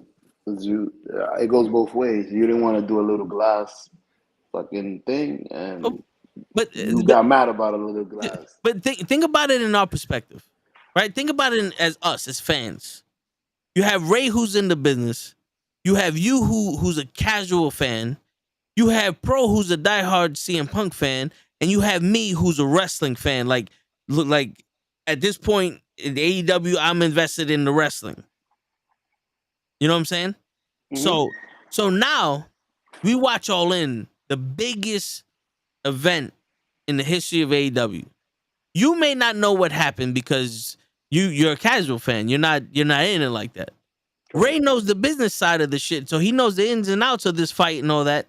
And Pro is like, fuck, my guy now is in trouble again. And I'm sitting here going, you ruined All In because the only thing we could talk about is this fight. You know what I'm saying? So now Pro loses out in CM Punk because he needs to be disciplined because he got into a fucking altercation. Ray's sitting here going, well, the way the shit has to work is this motherfucker's a cancer in the back. And I'm here going, you wasted my $50. Facts. You're telling me you, as a fucking businessman, you wouldn't go, yo, bro, I got to get rid of both of you. You just cost us fucking $6 million in CM Punk.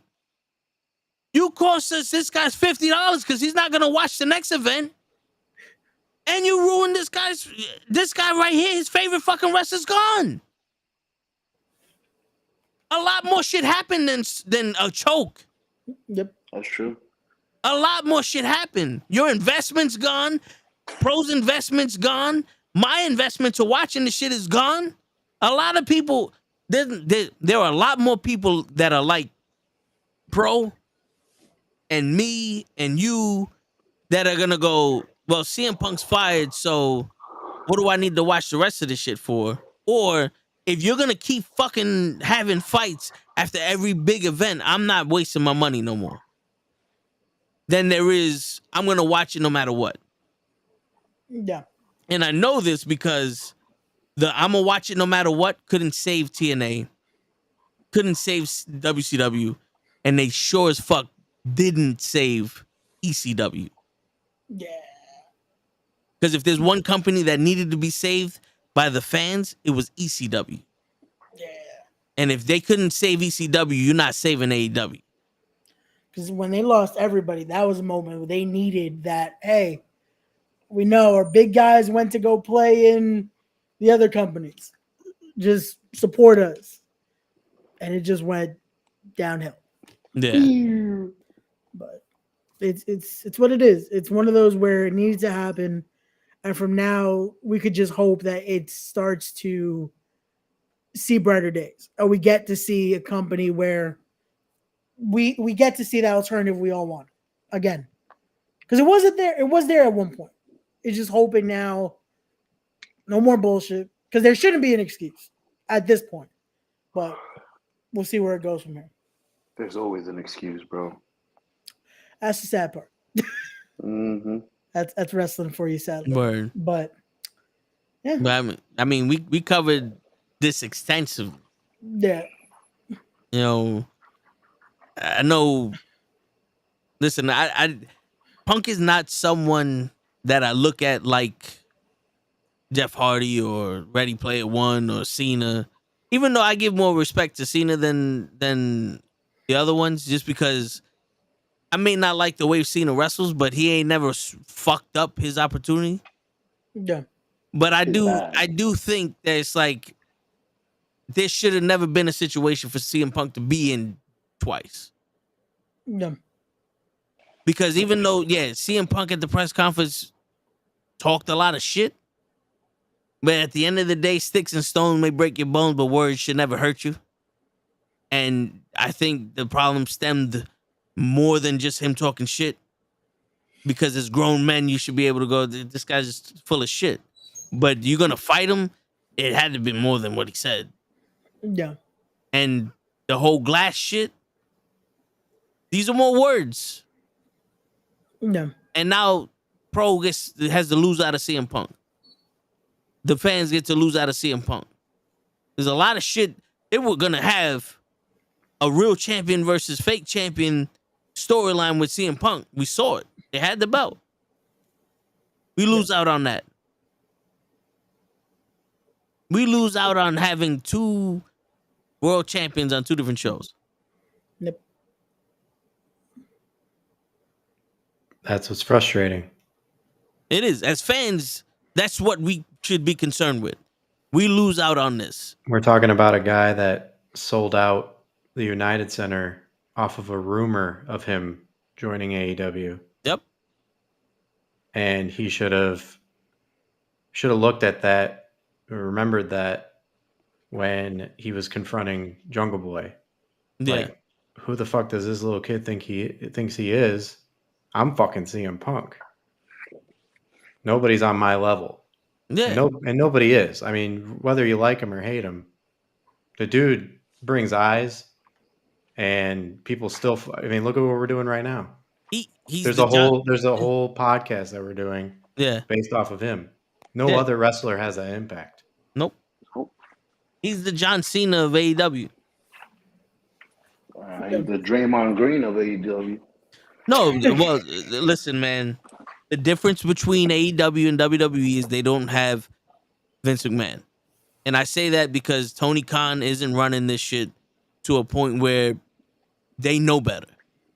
yeah, And that's why I say you fire both of them. yeah, Because now it's, you didn't know better. You better know better now. Mm-hmm. Because you already done fucked up. Vince McMahon don't play that. Nope. Do you think they say that about Tony Khan? Tony Khan don't play that. It's gonna happen again. No. Because if they would have thought that, they would have never did that. yeah, There's no fucking way CM Punk would have did that shit in front of Vince McMahon unless that was his last day. And he still didn't do that shit on his last day. Remember when CM Punk left the WWE, when he won the championship and left, that was a work. That was kayfabe. That was a part of the storyline. They fired him on his day off. On his wedding day. Yeah, on his wedding day. yeah. Was the pipe bomb storyline? It was more of a work shoot thing. That was one of those, you got an open mic and you said some fucked up shit, but we'll run with it because we're professionals. We can use that. That's how you feel? All right. Well, fuck it. Let's make that part of the storyline now. Word. Because when you're in a business like this, and that's one thing I've learned from Simon Miller, you need to be able to hear someone say shit and not give a fuck. When we had that little video, Simon Miller comes up to me and he goes, "Yo, bro, I appreciate the fact that you gave me the vibe that I could have said whatever the fuck I want and you would have never took any of it personal." I said, "Nah, bro, it's part of the video. It's like we're making content." He goes, "You'd be surprised how many people would take shit personal when all you're doing is trying to make content." And he goes, "I hate people like that. And I hate people like that too." He's like, "You got to see that dude, we're joking or something." He's like, "Nah, man, there's a lot more people that take this shit personal."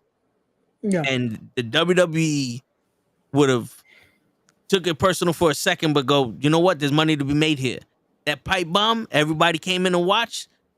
Let's work with it." The fight with Kenny Omega and the Young Bucks, I would have made that a story. I would have been like, "You got two options. Either I fucking suspend you and you don't make no more money, or the next pay-per-view, CM Punk and Kenny Omega wrestling." Yeah. That's crazy. I'm gonna punish y'all by putting y'all together. Y'all better get along. Hey, they've done it before. They did it with Edge and Matt Hardy, and it made a whole storyline for the summer. It's a way to do it. There's a way where we shouldn't be able to. This is the thing, and this is, I think we could end it on here. There's a way to make it where, again, we shouldn't know where reality begins and what's just a story. That's the best way to keep the product interesting. Where you could have done something like this, where Paul Heyman said it best at 1.2. Who knows what the pipe bomb was? Was it a shoot? Was it Punk just getting permission to, hey, here's a mic, make me money? Because it's just like that promo Paul Heyman did on Vince. Vince gave him free range. Say whatever you want. Make me money. Yep. All that was cleared. I remember. Yeah. But technically, that's a promo. Yeah. Not a shoot. And think about this. They were able to capitalize on the pipe bomb, but they weren't able to capitalize on Stone Cold walking out on them. Yeah. So, that's, yeah. That was so good. That You mentioned Stone Cold and he's gone. The show's gone. I should have mentioned Stone Cold earlier if I knew the show was gonna leave. I know you guys want to close out, but with No, I want your opinions. Yeah. Anthony was saying about, this is why you don't have, about the business side of pro wrestling with your EVPs. I agree with that because it muddies the waters a little bit, especially when you're CM Punk and you want to have a meeting to discuss your grievances with people like that, with the higher ups, and then they say, "No, we're not doing that. No meeting today," and then you fire them. It's just that kind of sucks because then personal fucking feelings get in the way. So, do you think that's part of the reason why Cody Rhodes didn't want to do it anymore? Because it seemed to me like Cody Rhodes jumped all in to be an executive vice president. No, I mean he said on record that it wasn't anything Bucks or Kenny or Punk did. No, but I'm not talking about them doing that. I'm talking about them, like him going, "I'm the only one here that's actually taking the brunt of this shit. Like, you guys still get to be wrestlers, but I'm the one making all the decisions. I'm the one doing all the VP shit, and I want to wrestle also." And then maybe it was like, "Yo, all right, this isn't working for me. So I'm gonna go do WWE shit." I'm starting to think now that maybe he was the voice of reason when it comes to a lot of this shit. Yeah, because when he left, because that's when everything changed. Yep. So it's hard not to see that, but it's also just it should have gone to this point. It should have been able to be a successful company. Yeah. Because this is, yeah. But Ray, I want to add something to what you said before you hang up. Yeah. You was like, fuck. Oh shit. Oh, I wanted to say, oh fuck. And but anyways, my bad. You alright, Dave? Nah, yeah, he just dropped his camera. Go ahead, Joe. Okay, I was gonna say, you know how good that storyline is? It's so good that I just found out it was a fucking true storyline. I didn't know that. I thought Matt and and Edge was fighting over Lita. I thought that was a work. No, that was a real story. Because that was legit a thing of Lita cheated on him. And wow. We're gonna make money. That's how good that story. That's how good WWE is. We gonna flip this. because after they found out that Edge cheated on, well, that Lita cheated on Matt with Edge, I believe they let Matt go, and then they re-signed him, and it was just one of those. There was beef there, and they said, "Yo, everyone knows about this beef. We can't ignore this. You guys want to make some money?" And then Matt broke his face, and that storyline went very fast because that was when Matt fell and hit his face on the pole, and he busted himself open, and I think he had to take off for a while, right? Yeah. And then he didn't come back to like that 06 right before Money in the Bank for Mania that year. But again, even in that short span, they were able to make money though, and they were able to find something where hey, we make it work. Yeah. All right. So before we sign out, does anybody want to give their last 2 cents on this before we turn the page and start talking about other stuff besides the incidents with this man, and we continue our wrestling voyage before we get positive? Yeah. My last 2 cents are, again, I hope if this was the true catalyst of the problems, I hope it gets better from here. Okay. Because I feel like if a month from now we're at the next pay-per-view and somehow there's still a fight, then Tony Khan needs this team that we're talking about. Yeah. Because something's not clicking. And it wasn't just Punk. So. Yeah. Pro, you got any last things? The number you have reached. What, your mic just gave out? Shit. Yeah, Well, all right. So I'll say something. I think Pro would agree with me. One, I don't think CM Punk's in a position where it's over for him. Like, I think he can come back because, like we said, wrestling fans want to forgive everybody. He's not. I don't think he's because I think he came back with good intentions. Yeah. Based from what I'm hearing, I think he came back and he wanted to be the locker room leader that he thought he was going to be when he first came, and just the egos got in the way. I think most of this stems from Tony Khan not being a leader, not being a strong enough leader for these wrestlers to respect him to the point where they're not going to get physical, because it shows. And I'm gonna put the blame on Tony Khan because he's the weakest link in this chain. You have gladiators full of testosterone. You need someone to reel that in. And like we said, Triple H would have never let CM Punk say that shit at the press conference. He would have guided him in the topics in which we're discussing, because it just happened to be the big, the best venue thrown. He would have made sure that the elite and all them stay the fuck away from CM Punk, and that whole shit would have been broken up before anybody was put in a chokehold. And I don't think he would have let CM Punk go out first. You know what I'm saying? Like, he would have probably been like, yo, Omega, go out there first. Let's calm these fucking guys down and let's get back to business. So the whole CM Punk tragedy should have been avoided because Tony Khan should have been better at his job. Yeah. So I'm not ready to give up on CM Punk yet. But as of right now, he's gone. But I do think he benefits from going to Japan. Yeah. Isn't that AEW too? No. They just they have deals with the wrestlers, and they're able to use some of the wrestlers here and there. But New Japan is its own company. Yeah. Gotcha. Nice. I do. Is it safe to say that you kind of agree with what I'm saying, Pro? Yeah.